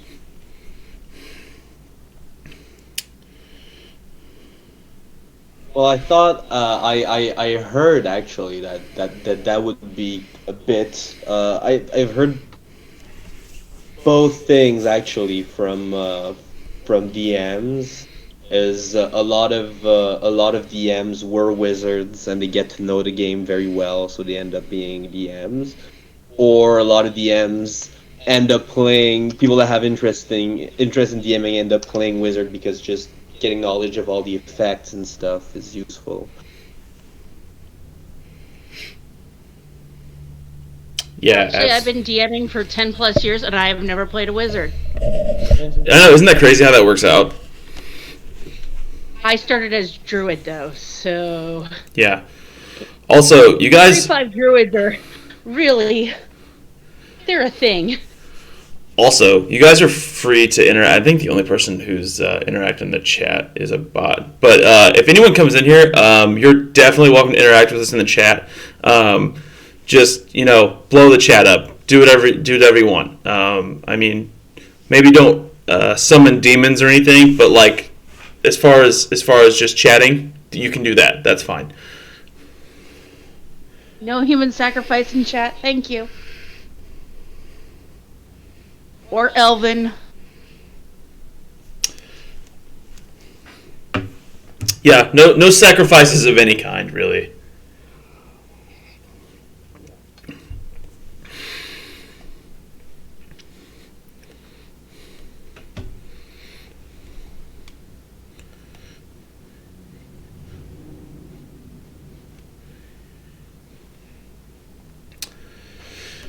So, how do you guys like it so far? Having fun so far? Yep. Cool. Casimir is very useful to have. He guides a lot of our interactions. I try to keep up, not let him do everything by himself. I haven't known Jay long, but Jay's very talented with his voices, and he appears to be a very good player. So I'm glad he. So is he the one in Siberia? I don't. Jay, are you in here? Where are you currently located? He may be away. I think he's enjoying his break, but probably. Yeah, no, because I think maybe that's why Serbia. A bit of a, maybe it was Serbia. Oh, Serbia. Yeah. Eastern European tinge to his character today. Even Casimir is a Eastern European name. Maybe it has influenced. Yeah, it's Polish. Yeah, there you go. Apparently. Yeah. Are Eastern you? That Without reminds me of an ex. I was gonna say, without giving too much like away, Jay, you're like in the Serbian era, right? Or area? Yeah, I'm in Serbia. Okay, gotcha. Yeah, I didn't want to give like too much away for like private reasons, but I couldn't figure. I said Siberia earlier today, and I was like, that's same words, but that's not right. Yeah, out there in like one open giant plain of coldness. No, fortunately not. No, here in Serbia, even though I'm from New Zealand, yeah, how life goes. So jealous. Okay. I love New Zealand. I love New Zealand because I want to go take the tours for Lord of the Rings and The Hobbit. I want to. I see. Yeah. I have an affinity with New Zealand just because I'm from Canada, so I have I can relate being the smaller country very similar to the next door big brother. Right. Yeah. All right. So yeah, I guess we got that going on. So let's see. Is everyone back in here? Hector, are you back?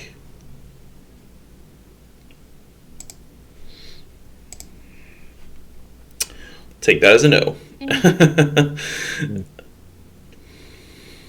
But New Zealand has a lot of cool laws on tiny houses. Yeah. But no, like I was saying, thank you guys, the viewers, for watching. Thank you, cast, for coming and playing. So I'm glad you guys were all cool with hopping on Twitch and being all right with this today. I really appreciate it. I'm glad you all had time to play. Do we actually have viewers? Yeah, I think we got like 3 or 4 right now, or had. Yeah. Hi, we love you. Hello. Well, I'm very happy to be here, as I'm sure everyone else is too. Having a good time. Yeah, I'm super glad you're here. Super glad. We got Hector back. Muted Hector. Hector, are you with us? Yeah, he's there, but he's muted. I can see he's mute. Well, he's muted us now, so I can't. Sure. We'll give him a couple more seconds to. Pull out the crystal ball. Stay on fit. Yeah. I was telling the chat, the viewers, or just in general. So at 50 followers, we're gonna do a giveaway. It's gonna be a dice set, and then whoever wins the giveaway, we're gonna like help them roll up a character sheet and let them play as a guest star in the Thursday campaign that we run. So at some point, very cool. Yeah. It's not nothing too crazy, but a little fun thing to do. So yeah, that's the right kind of interactions. Yeah. So,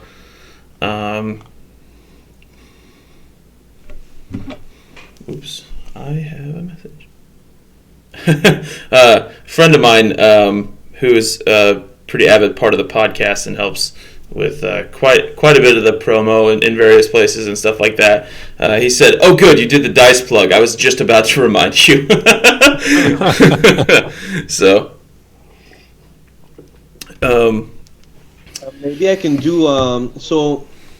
Maybe you can give me the results of my my ritual. Although probably James would like to, Hector would like to hear those results. Yeah, let's give Hector just a few more minutes if we can. Let me shoot him a message. I don't know when we said 10 minutes. You know, I'm terrible with time too. I think it was maybe about 8 minutes ago or so. I think possibly. I could be wrong, but we still have about an hour, which should be plenty of time because we're nearing the end of our adventure anyway. So you guys took the shortcut. I was fully expecting on the group to go back to town, so you guys, there were one or two ways this adventure ended, and you took the easy way. Well, it's the I had to do the role play. The character is guided by knowledge, wants to know more, I'm close, I gotta go. It's role playing is a good guide in that way on knowing what to do. I don't have to put all my decisions based on me and what I feel is the best option, but you can just go with your character. For sure. I'm not the kind of guy who just wants to rip off a child, but in this case, it's like, I can save myself some 5 gold. He's a kid. Yeah, absolutely. Might have been fun trying to steal some horses, but this was probably also a bit of a shortcut. Didn't get chased out of town or had to deal with anything. It was like straight in, straight up. Yeah. Glad we didn't have to walk either, because there could have been some random events or something, right?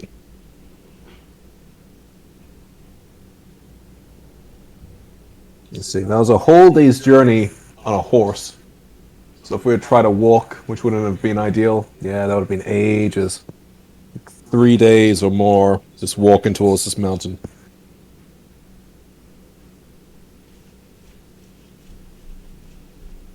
Yeah, well, now that you mention it, I'm kind of happy to have one random encounter or something.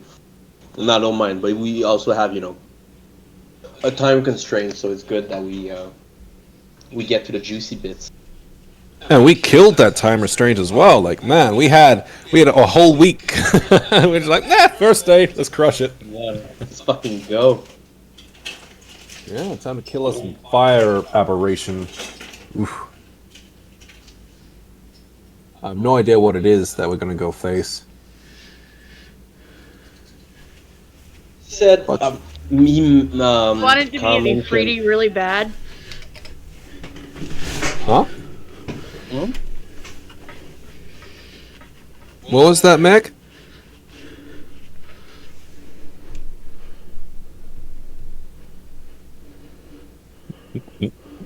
I'll mention. I said I really wanted it to be an Ifriti. I mean, I know what it is. Yeah, well, you mentioned earlier, you said some kind of aberration or eldritch horror, if I remember your words That's correctly. True. But I'm like, I'm a noob, so I'm looking up the definitions, online for those monsters. Oh man, it's like it's so cute. Tentacle beasts and shit. I think it's always nice when new players try to stretch their imaginations to figure out what the monsters might be, only to find out that the DM made a homebrew monster the whole time. Oh, You dirty, dirty boy. I like making things. Well, fits in with DMing quite well. Yeah. Let me shoot Hector a message, I guess.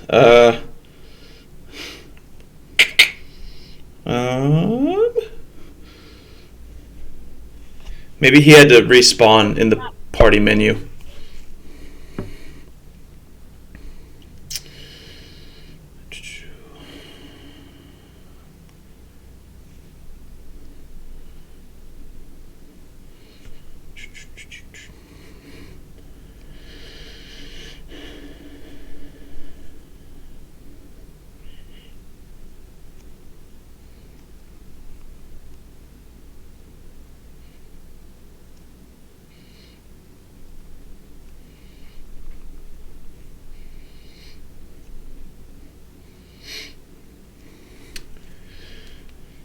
If he's give him just a couple more minutes. If he's not here, we'll go ahead and start back in. So. Well, that's unfortunate, but well, we'll see. We'll see. Yeah, hopefully everything's okay. But how? Oops, shut off again. I knew it would too. There we go. So how are we feeling about it so far? Thoughts, opinions on adventure so far? I mean, I'm pretty confident about it. It went pretty well. Everything was sussed out. I'm surprised there wasn't as much that we needed to do in town. Like, I guess we shook down the goblin and I guess we got to decent amount of information out of that barmaid as well. Does all the hook we need. We're like, okay, we're just going straight here. Yeah, no, I wanted it to be fairly straightforward for the most part, so... Right, it's like, oh, you wait in town for 7 days because you decided to do nothing. Here he is. Yeah, no, definitely not. It wasn't gonna make you guys do like 7 days worth of plot and stuff. No. For sure. I'm just saying, like, this would have been like the laziest party. The party's like, we just wait for 7 days. We know what it's gonna be. Yeah. No, we have clear goals. Kill, party. Yeah. So, well,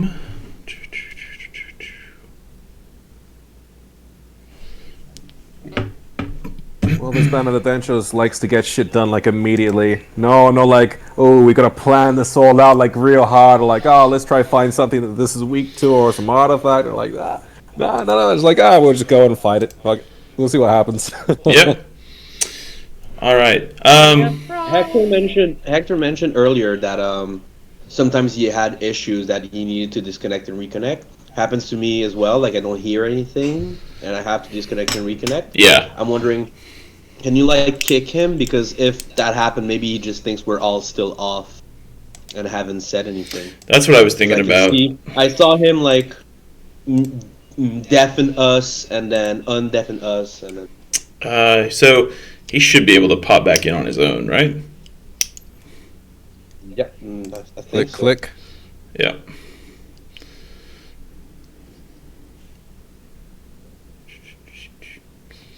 Alrighty. Alright. So we're going to go ahead and continue because we're just near the end of our adventure. So we stopped for our break. The party had just... Casimir, you had discovered that an entrance into the mountain, there was a faint orangish aura emanating from the entrance of this cave. And had proceeded to tell the party this, and as far as I'm aware, the party was about to make a stealth roll. Also, Angadrog, you had made a roll to sense some bad magic. Is that correct? No, I was gonna do augury, which is it's just a spell, and you have 4 options of what to tell me, like good, bad, both good and bad, or none of the above. But instead, I'm thinking of doing another ritual, which is the same thing, 10 minutes. It's to detect magic 30 feet in front of me to see if I can sense magic emanating from you can from that cave. You can sense magic emanating from the cave. And is it? Well, it's not a pyroman. It's not like just a pyromaniac that's been going wild. We can eliminate that theory. Good. Oh, we eliminated that at that dude's shack when we saw just this thing like appear, then disappear, or you guys maybe saw that's unrelated. So I believe Dallas rolled a max. What's it called? A natural 20 before, and I rolled like a 15 plus 9 before for our stealth checks. But we can roll again. No, that's absolutely 100% fine. You're all very stealthy. I'll roll stealth. Okay. Oh, that's right. 16. Okay. Somewhat stealthy. Stealthy enough. All right. So, as you all stealth, I just envision Scooby-Doo when they're all like hunched over in a single line, like by each other. Yeah. Kind of creeping up to the entrance of the cave. Can I get a marching order? Who's in front? Is it still Casimir? Still me. Yeah, why not? Okay. So as you kind of crouch your way stealthily up to the entrance of the cave, if you take a peek inside, you will see. Actually, it's kind of what our backdrop is today. You take a peek inside, and there's the orange glow emanates a little brighter as you see that there's some some lava beds and some. It's what looks like it's been made into like a makeshift. I don't want to say home because it doesn't feel homey. It feels evil, but like a lair. Like a lair, yeah. It's like a if there ever was a villain lair, this is one. Got the lava check, darkness, and like ominous shadows check. Oh yeah. Very ominous. Some various pillars holding up the supports throughout. There's a skeleton of some kind. The rib cage is all you can see of it as it's like boiling in the lava. Other than that, as you look deeper into the room, there's a table made of stone and a weapons rack hanging on a wall off to the left. Other than that, it seems fairly quiet in here. Maybe too quiet. Wink, wink. Can I whisper to my mates? Oh, do we have a Hector back? I think we might. Yeah, sorry, for some reason it left the Discord. It kicked me out of the Discord, or it left or something. Yeah, you're good. You're good. No worries. So anyway, yeah. Did I miss anything important? Or? No, the party's currently sneaking up to the entrance of this lair. The lair has been described. If you want a good visual, just look at the background on the Twitch channel. I've now seen that there is a weapons rack, and Casimir's just got a glint in his eye. He's like, "Yeah, I'm gonna make my way over to that while looking for traps." He's like, I whisper to my to my mates, if fighting happens, I think we'd be better to draw it out of its lair if possible. For me to use my spells, it would be ideal. Casimir's already gone. Casimir, if you're looking for traps and such, would you please give me an investigation check? All right. Let's see. My investigation is 6. Oh wait, 4. Oof! Come on. Okay, 10. All right.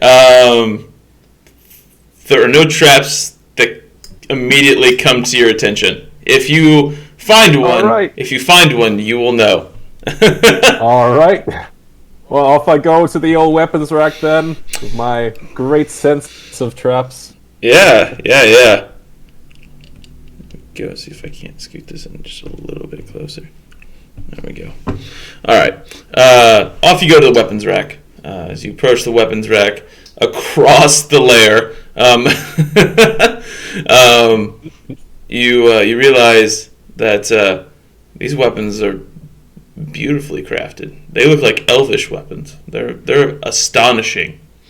Whoa.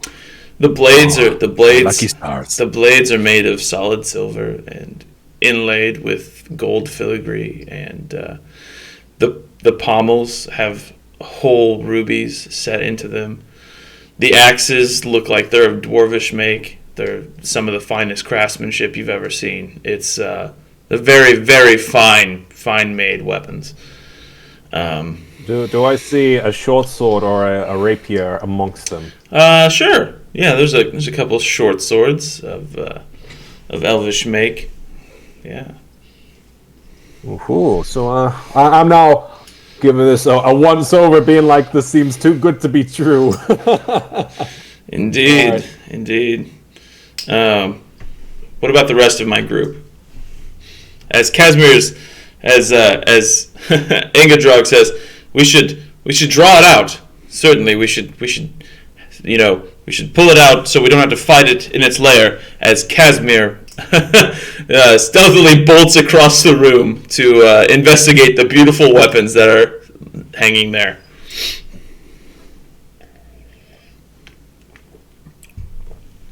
Can I don't know if there's apart from the weapons rack, nothing screams magical. There's no altar. There's no statues. There's no altars or statues or anything.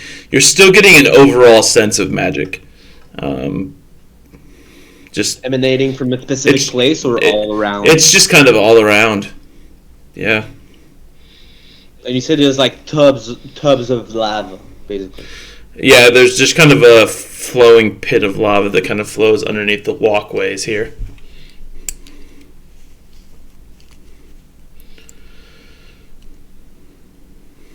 Okay. Yeah, well, I'm looking around, taking notes, not straying too far from the group, keeping an eye on Casimir and his antics. I guess I'll tentatively draw one of the short swords. All right. So as you draw the short sword and look around the room, Casimir, you notice from off to the far right of you, there is a doorway. That doorway is open, and standing in that doorway is a humanoid figure. Am I still stealthed, or is this motherfucker looking at me? You are still stealthed, but there is a humanoid figure standing in the doorway. Yeah, I'm gonna try and make my way back now to the group as best as I can. I was gonna say the rest of the group's still outside at the entrance. Yeah, I'm not just gonna go charge and then got him. So, while you're definitely not seen, you kind of start tiptoeing your way. After a few steps, you hear, "Oh, come now. Surely we can talk."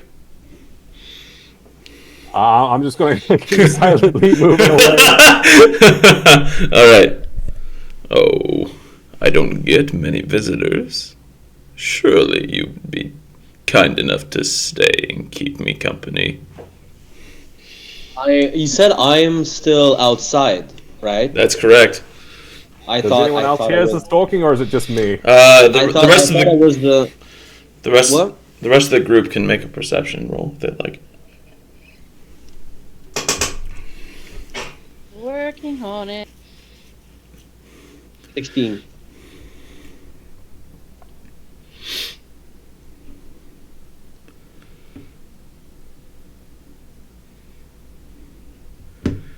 $19. Dangerously close to rolling a crit 1. It was, if the die turned one more time, it would have been a crit 1, but no, it's a 13. I rolled a 13 plus 2, so 15. You can all faintly hear a menacing voice speaking to someone inside this cave. I go to move inside. Is it common? Is it speaking common? It is speaking common at the moment, yes. I'm gonna go walk inside. Just gonna stroll in casually? Uh-huh. All right, let me deal with that before we do anything else. All right, so Hector, you very nonchalantly stroll inside as you kind of... He said he was chill, it's fine. You kind of puff out your chest and walk in, and you immediately see this humanoid figure standing in a doorway to your... Well, it would be to your left. Okay, this is a joke, not actually, but... And then I immediately do a 180 and would start walking away. No. So you see this figure. This figure sees you. Yes. Company. We've not had company for such a long time, my pet. You got cookies? You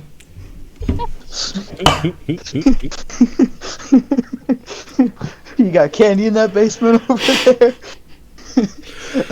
That's all the time we have for today. I walk in. I try to be not as nonchalant as Hector. Okay. I try to get a glimpse of who or what is speaking. So Hector and, well, for that matter, Hector, Casimir, and Angadrog. What you see is, in fact, a man. Very gaunt, very pale skin, with jet black hair that flows down to his shoulders. Eyes kind of crazed, with a big, very devilish grin across his face. He's wearing red robes lined with, like blood red, and they're lined with black inscriptions all over it.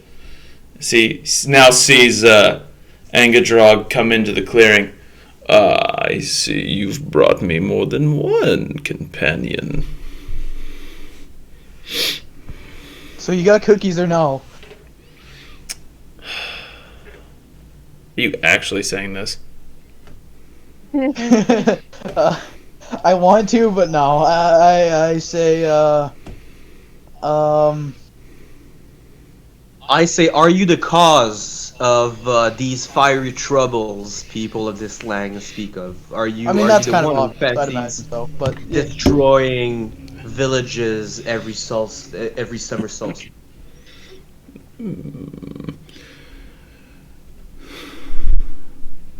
I am the savior of this land, keeping these poor innocent sheep from suffering any longer than they must. oh, if that's all you're doing, we'll be on our way. Casimir started walking back towards the weapons and started like taking more of them out. Yeah. And who? We're gonna need a lot more of these. I'm going in stealth, by the way, so I'm hoping he still doesn't recognize I'm here. He's like adding more and more to my bag. He's gonna check to see if he can recognize that you're there. I think with a 24 he can see that you're there. And who have we here? Someone of the infernal nature.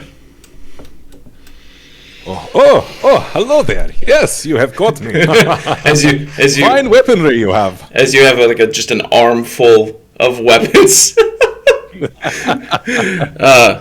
like every Skyrim character ever right now. I see that you admire my collection. Yes, admire. That is what I am doing. You are a quick one.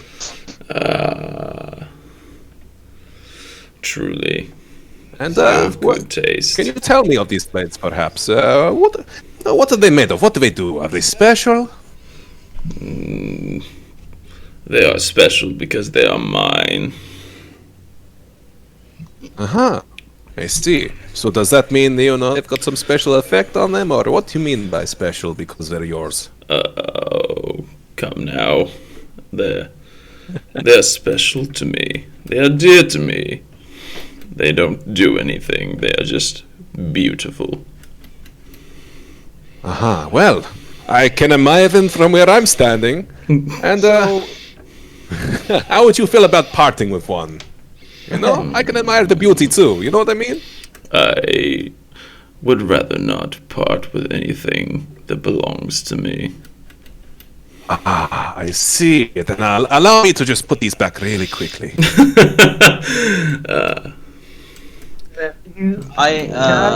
So you say you claim to be the one responsible for these fires. You don't look like a 10-foot fiery man to me. Would you care to come outside and demonstrate your powers? Oh, surely. You must know that I have someone that does my work for me. A minion, if you will. A harbinger who brings redemption. Are they now? Honestly, I'm not surprised. There's so much going on there, I couldn't catch any of that. One at a time, folks. One at a time. Honestly, I'm not surprised. You don't look like the kind of man who's a 10-foot ball of fire, or whatever it may be. You see, it's always good to have a shepherd for your sheep. And a shepherd to where? I mean, hopefully there is a where that is not just on the other side of life. If I told you my secrets, then I'd be telling, wouldn't I? Indeed. And is that part of your deal with this harbinger you speak of? I have an arrangement. Where is that minion of yours? He is otherwise preoccupied at this time. For a host, you have not even offered us a place to sit. I do not know where you are from, but, Truly. Can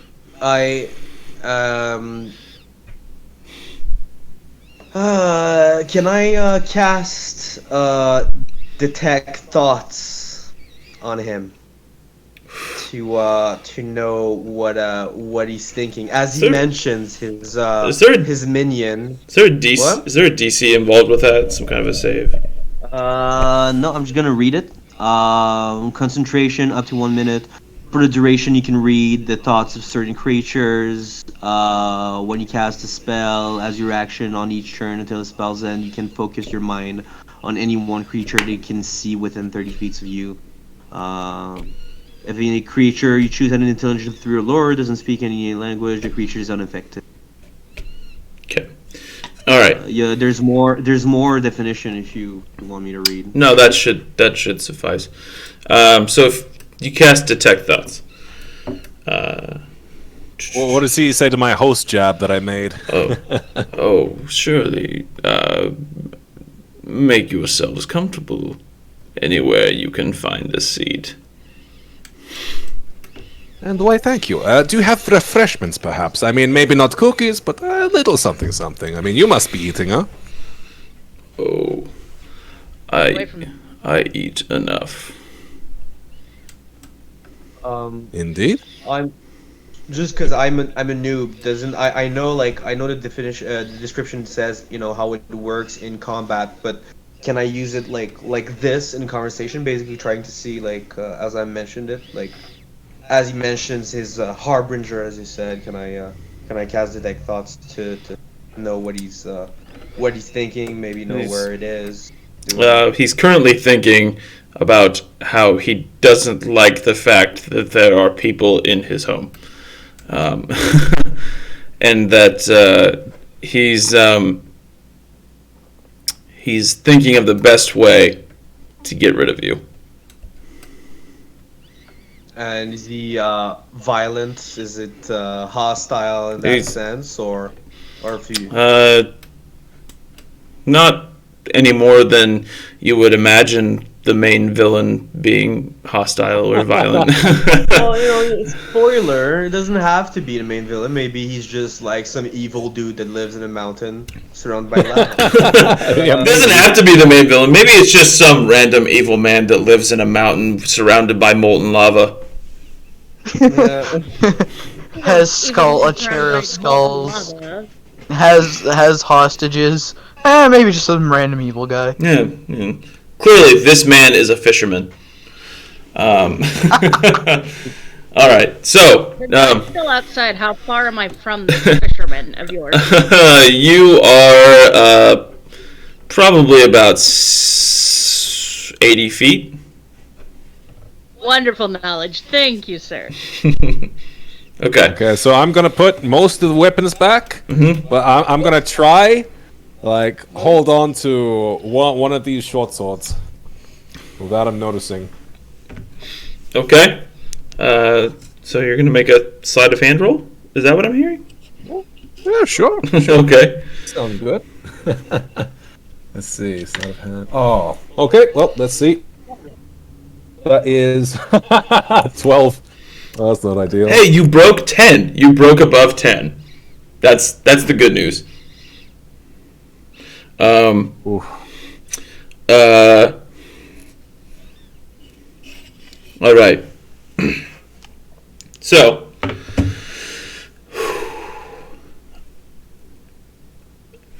I'm going to have to ask you to please put that back. It does not belong to you. Who? Me? Indeed. You. Uh-huh. Well, you, my friend, have a good eye. You're not... Alright, here we go. You know, you don't... And I put it back. These aren't very polite manners for a guest in someone else's home. You know, it must have accidentally slipped in there. That's my bad. Sure. A misunderstanding, I'm sure. Indeed, indeed. And I'm gonna like start walking over to where the others are, and then past them and get closer to our new friend here. Is there Further. anything I could roll to try to see if he's a demon or a fiend of some sort? Like a maybe religion or history or something? No, that really wouldn't do it. You'd need like, you know. Can I know? Can I do maybe Arcana to see if the magic I felt, if it comes? There's a lot of magic coming from him. The magic you were sensing earlier is 100% coming from him. Oh.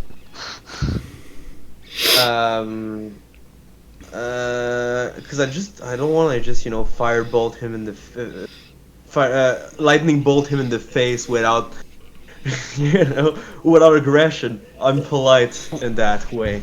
Well, don't worry. Casimir is walking up to him, like steadily, being like, "Oh, what's there behind you? Is that something interesting?" Wow. Oh, what in the world can that be? No. So, Casimir, describe to me what you're going to do here. Okay, so I can just put on my video. So Casimir's approaching and he's like trying to peek behind him, like, "Oh, what's over there?" Like, I'm trying to get like a good look, and just slowly getting closer and closer as he's walking towards him. Okay.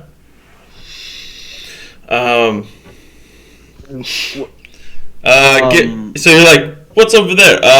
I guess give me a deception roll. I guess. Jeez. Wait, because you're pointing. Just before you do that, you're pointing in a direction and saying, "Look over there," right? No, I'm looking as if I'm trying to walk past and be like, "Oh, what can I see over there?"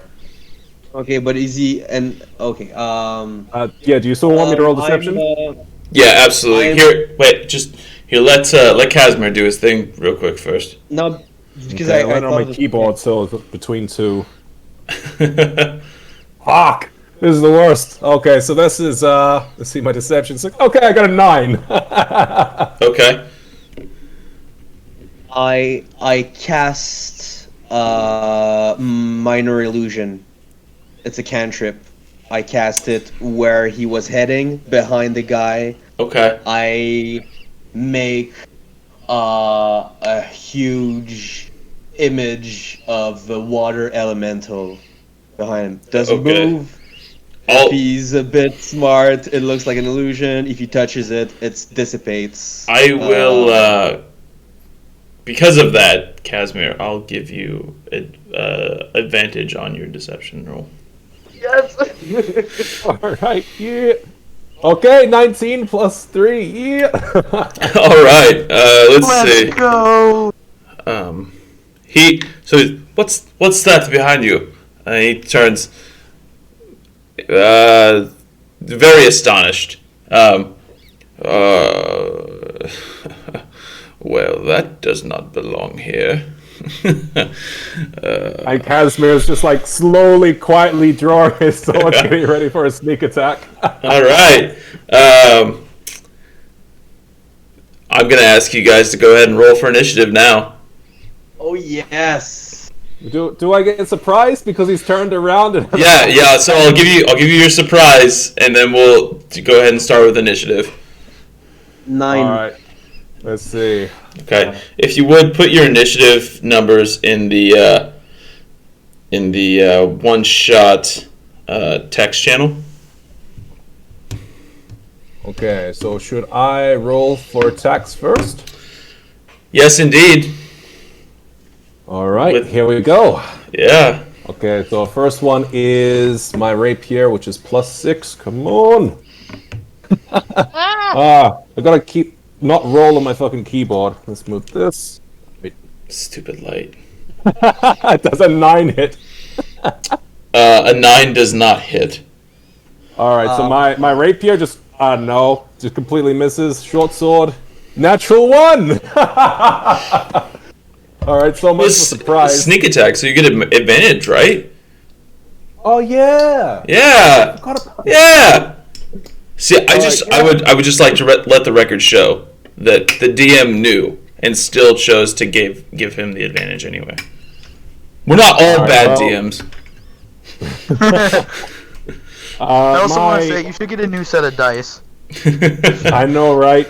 Okay, so my second rapier attack was a 4, so that's a 10. 10 to hit.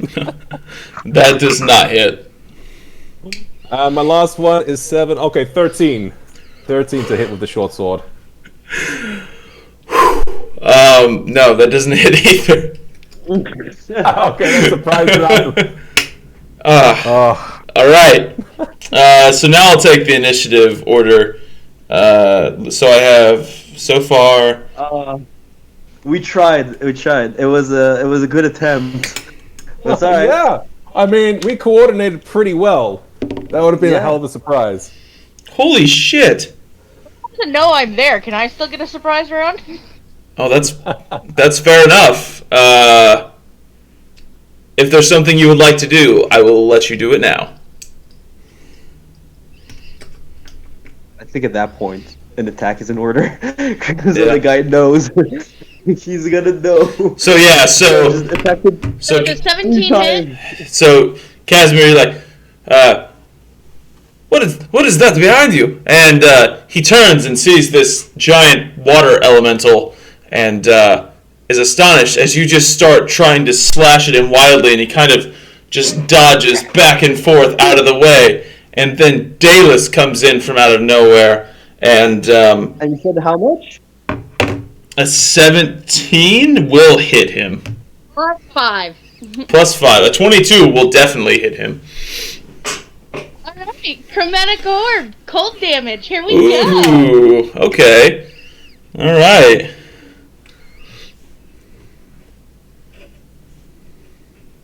And that does 13 points of damage. Ouch. Alright. Cool. Quick question for the fighter. Are you a fighter multi-classing as a wizard, or are you an Eldritch Knight? I'm a fighter multi-classing as a sorcerer dragon lineage. Okay. I was just curious, that's all. Okay. Alright. So. Sheesh. What the heck? Where'd we go? Wally goes back to Casimir with that initiative roll. Yeah, it does. It does indeed. So, Casimir. +6. 7. Yeah, good to be a swashbuckler. After my poor and embarrassing attempt to strike a man who's not even looking at me. Before that, because he saw an water elemental, Casimir attacked him, he got hit. Does he still believe there's a water elemental behind him? He's I mean, I can't tell you that. because if in that case the illusion is still there, the illusion is still there, but it's still, it doesn't do anything. Yeah. Like, you'll look up maybe at it again and be like, oh, but he's been ordering some kind of creature to kill whole villages. So I mean, he can probably see through an illusory spell.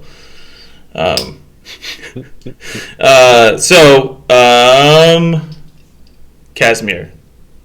Yeah, I'm gonna move like I'm gonna try and maneuver myself around behind him, so I'm like further away from the party. Okay. And yeah, start striking again. So first with the rapier. All right. Oh, natural 20. Yep. All right. Yeah. Go Kaz.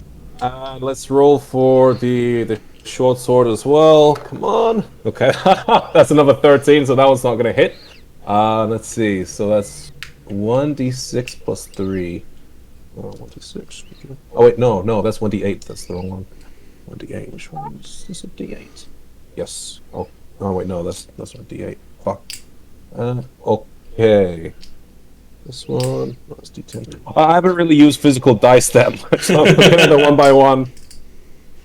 Am I retarded? I might be retarded. Sorry, guys.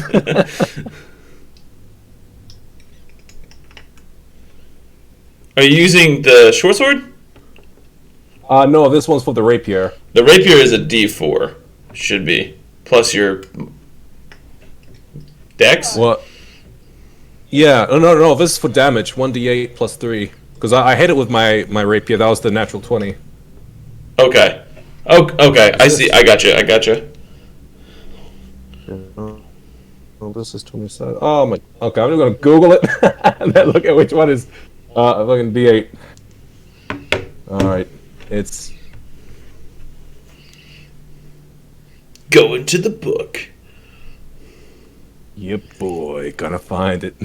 It looks like that one. Why don't I see that one? Did I lose it? Okay, there it is. Okay, I got 6 plus 3. So do I have to roll it twice for crit damage you do, yeah. 6 and 4, so that's 10. Okay. And sneak attack. Oh wait, yeah, because I'm a what's it called? A swashbuckler. I still get that. Let's see, sneak attack is 3d6. Okay. We'll go 4 and 6, and one more time, 3. Okay, so that's 23 damage altogether. Holy crap! Okay, all right, awesome, good job. So you. Oh wait, do you roll sneak damage twice as well? No, just once. Okay, just sweet. once. So 23. So as you sneak around behind him, you kind of pierce him with the rapier as he kind of. That's very unpleasant. I imagine it is. I do not envy you, my friend. What point? Yes. What point? Dalus, it is your turn. Okay, so I'm 60 feet away, Indeed. you said?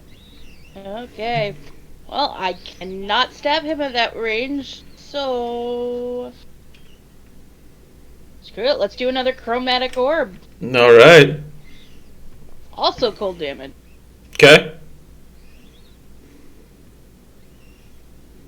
Does 13 hit? 13 does not hit. 5. Oh, plus 5? Plus the 5. Oh, yeah, that hits.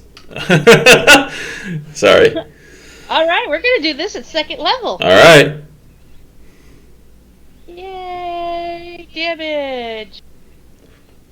Don't be shit! 14 points of damage. Ouch. That's, I hate doing math. Cool. That's an amount. Wrong game. Yeah. I like the math rocks. Yeah. No. So, cool. Wait a minute. Should I be an ass or should I not be an ass group? Up to you. Action surge, chromatic orb again. All right. All right. Plus 14 hit. That's total. That unfortunately will not hit. Darn, I tried. All right. With that, that takes us to Hector.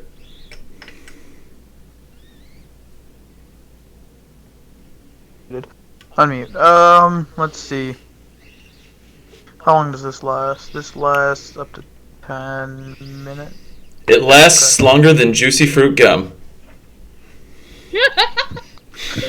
I'm gonna cast Shield of Faith on myself, which is a first level spell, and make my AC go to 20. Okay. And then... How close is everyone to me? Within 10 feet. Except for Casimir, he's more like 15. Okay, I'm gonna... Let's see. I'm gonna cast Goodberry and start handing out some good berries so that people have them on the go. Cool. So that's 10 good berries. Who's our frontline fighters? We have the fighter. We have the rogue. the rogue, but he's Fighter not. and I the can rogue. move up the rogue at least. I'm gonna give. How many other party members? There's 3 other party members besides me, right? No, 4. 1, 2, 3. Hold on. 4 3 besides you. total. 3 besides me. I'm gonna give 3 to the fighter, 3 to the wizard, and then I'm gonna move up to Casimir and give 4 to him. Gotcha. Cool. Each berry heals for 4 HP. Awesome. Cool. So, That's my turn. Alrighty. So that will take it to me, the creepy man that no one likes. Aww. I Sorry. That was sad.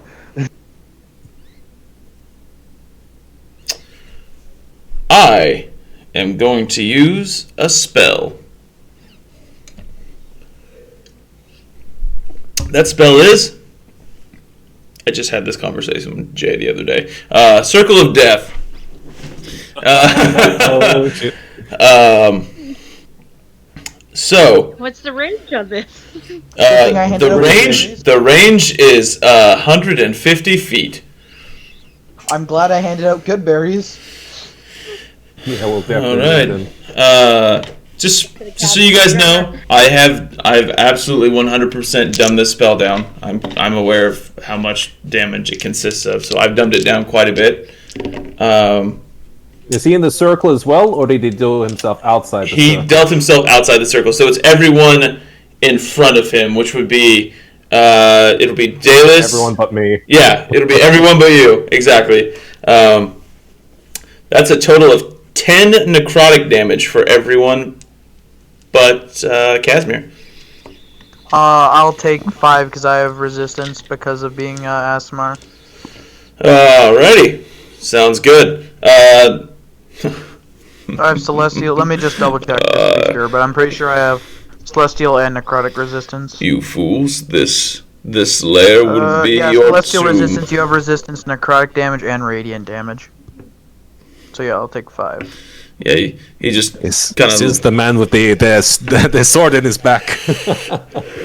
You fools, this lair would be your tomb. Wait a minute.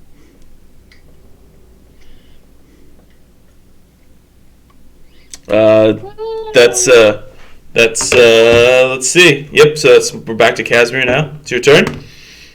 Uh-huh. Isn't it mine? Because I haven't had it. Oh, that's right. You rolled a 9, right? Oh, that's right. You did, didn't you? So sorry. Yes, 'tis your turn. Alright. It's alright. And I'm down. I also have a little spell of my own. And I cast a lightning bolt. Which is, so he has to do, a dexterity saving throw. Okay. Does a 23 make it? Yes. I was gonna say, it's whatever your spell DC is, so. Yeah, it's 15, so yes, it does. Okay. Alrighty. I'm kind of sad now. Can I as a bonus action, can I eat some of the good berries? Indeed. Can I eat 2 and I'll recover? You can. Yeah, sure. Alright. Now it is Casimir. Alright, you know what I'm going to be doing? I have a good idea. You fool. You think that. Ooh, 16? You're right there. Nice. So that's my rapier and short sword Oh wait! I'm dumb. I'm so dumb. 19. Plus 6. He's still. I'm sorry. I'm a noob. He's still supposed to take half as much damage with my spell if he makes the saving throw. Okay. So there's still damage, but it's half as much. Go ahead and just instead of figuring that out now, just put it in the chat for me, and I'm gonna continue with Casimir. I didn't catch any of that you said. So that was a 25 to hit. A 25. Yeah, awesome. That hits. All right. So now first rapier. I remember what a D4 looks like this time. There it is. All right. So D4 plus. Oh wait, no. D8. D8 plus 3. Yeah. Okay. So that's 9 plus sneak attack. That's 3d6. So 9 plus 9 plus 6, 15, and one more. That's 2. 17. Okay, so 17 with my rapier, and then it's, I believe, a d6 plus 3 for short sword. 8. Yeah, 8. Okay, so all of that's like 25. Holy crap. Okay, let's see.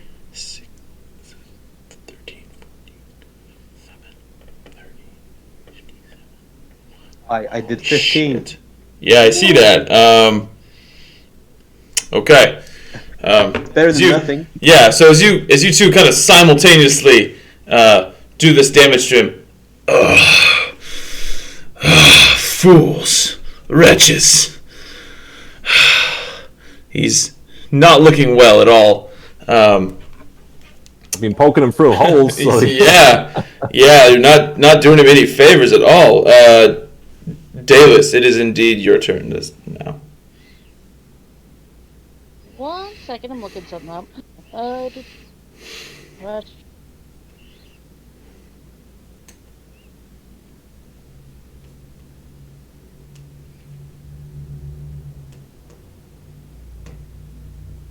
right. Look, I'm going to what? Out there on the porch, little Miss opened it for you.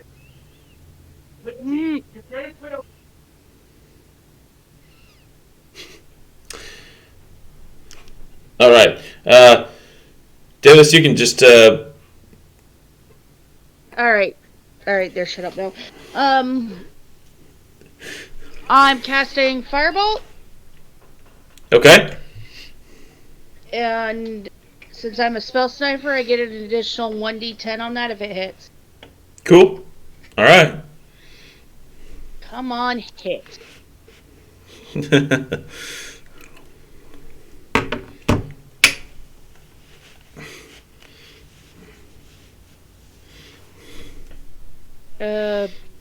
So 16 hit. Reminded her. Yeah, it does absolutely. Yep.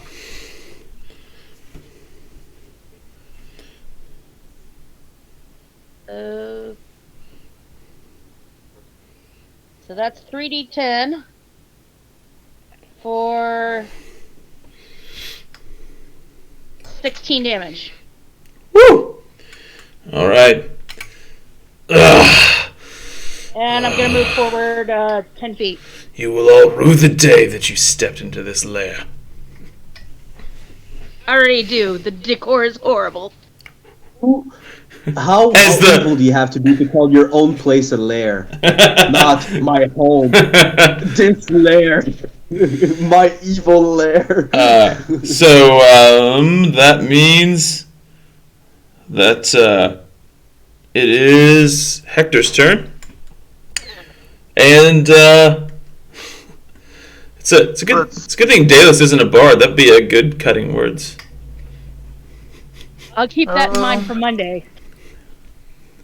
Let's see what I can do. Am I within melee range of this guy? Yeah, I would say so. Are you within? Yeah, you within 10? I'm gonna attack with inflict wounds. Okay. 3rd level. So you rush forward to inflict wounds on him. Yeah, that's a 19. 14 plus 5. Okay. All right. Go ahead and roll your damage. 5d10. Please roll high. That's 25 damage of necrotic damage. Ooh. Okay. Well, I take half of that. Aw, sad. Yeah. Okay. But. Rounded down, so that's 12. Yeah. It is still enough. As you inflict wounds on him, Hector, with a kind of a guttural scream, he collapses. He hits his knees as Casimir's still standing behind him, pulling his rapier and short sword out of his back. He hits the ground. This can't be. As he starts writhing on the floor and collapsing more, and looks out to all of you as yeah, go ahead, Casimir. I'll give you a free turn. It's a free finisher. Coup de grace. Coup de grace. Oh, ho, ho. I don't know if you can see this. Natural 20. Hey. All right. Finish him. Fatality. So, do I need to roll for damage, or is that pretty much that's enough? So you take your short sword, and as he's saying, just trying to get out some last insults, you just drive the short sword in his throat, and blood just starts sputtering out, splattering everywhere.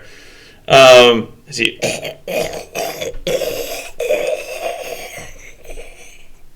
chokes on his own blood. Funny thing is, when he dies, the room slowly starts to make a transformation. And as it does so, you realize that the once room that was very ominous and terrifying and dark, simply all of that kind of vanishes, and it simply just becomes a cave. It's just a very big open cave. Running over to the weapons, oh no! The weapons stay, as do the table and a few other various things, but it would appear that he was using. I'm sorry. I was gonna say, they still silver and beautiful. Or normal weapons now. Yeah, no, they are. They're still very, very nice weapons. The room itself appears to have been under some kind of illusion spell. Congratulations! You killed the source of all the evil. Apparently, it's killed the big bad who's controlling the killing. So. Congratulations, really? Guys! I was waiting for part 2, where the harbinger comes in. Yeah, and it's all right, here we go, boys. I mean, maybe it doesn't have a master now. So, the Burning Man Part 2. Yeah. Was it like we become a master? So you guys able to gather up? You'll find a pouch containing about 300 gold. These weapons, and a few healing potions of various kinds, and collect these items, get on your horses, and return back to the village just in time for the late evening revelries, as the parties never stop here. Chop that motherfucker up. Gonna take him to different towns and be like, we have the leg of the person who was haunting you. So you bring back some form of proof to the village you came from, and they pay you a smaller sum. It's about 150 gold, but it's some gold nonetheless. And they offer you free rooms at the inn and free food and drink for the week of the festival. So Very nice. Yeah. And Casimir is like, "I'll see you guys very soon." And he goes riding off to the other towns with pieces of the big bad guy. Feel like, "Oh, look what we've done." I love it. I do. But yeah, no. Pawn all those swords. I'm sorry. I'm just saying to the rest of the party, he better not pawn all those swords. I mean, I am not in control of how treasure is divided, so. And the rogue takes all of it without us noticing. All right. The rogue just disappears. It's like, hey, I'm gonna go get us some more money. Goes to all the towns, collects it, just. You guys. So the thought still looms in the back of all your minds as you're enjoying the festivities from this event. That while the master may have been dispatched, it still seems that there's possibly somewhere out there a lesser evil to contend with. So, with that ominous thought in mind, we're going to go ahead and end this adventure. But, yeah, who knows? Maybe someday in the future, The Burning Man Part 2. So, you guys feel free to go ahead and stay in the chat. I'm going to end the stream, and we'll have some chats after that. So, thank you guys for watching. Thank you guys for following and or subscribing. We've got another adventure coming up on Saturday, so stay tuned for that. Everybody, have a good day. We'll see you later. Free pizza at 500,000 subs. All right. See you later.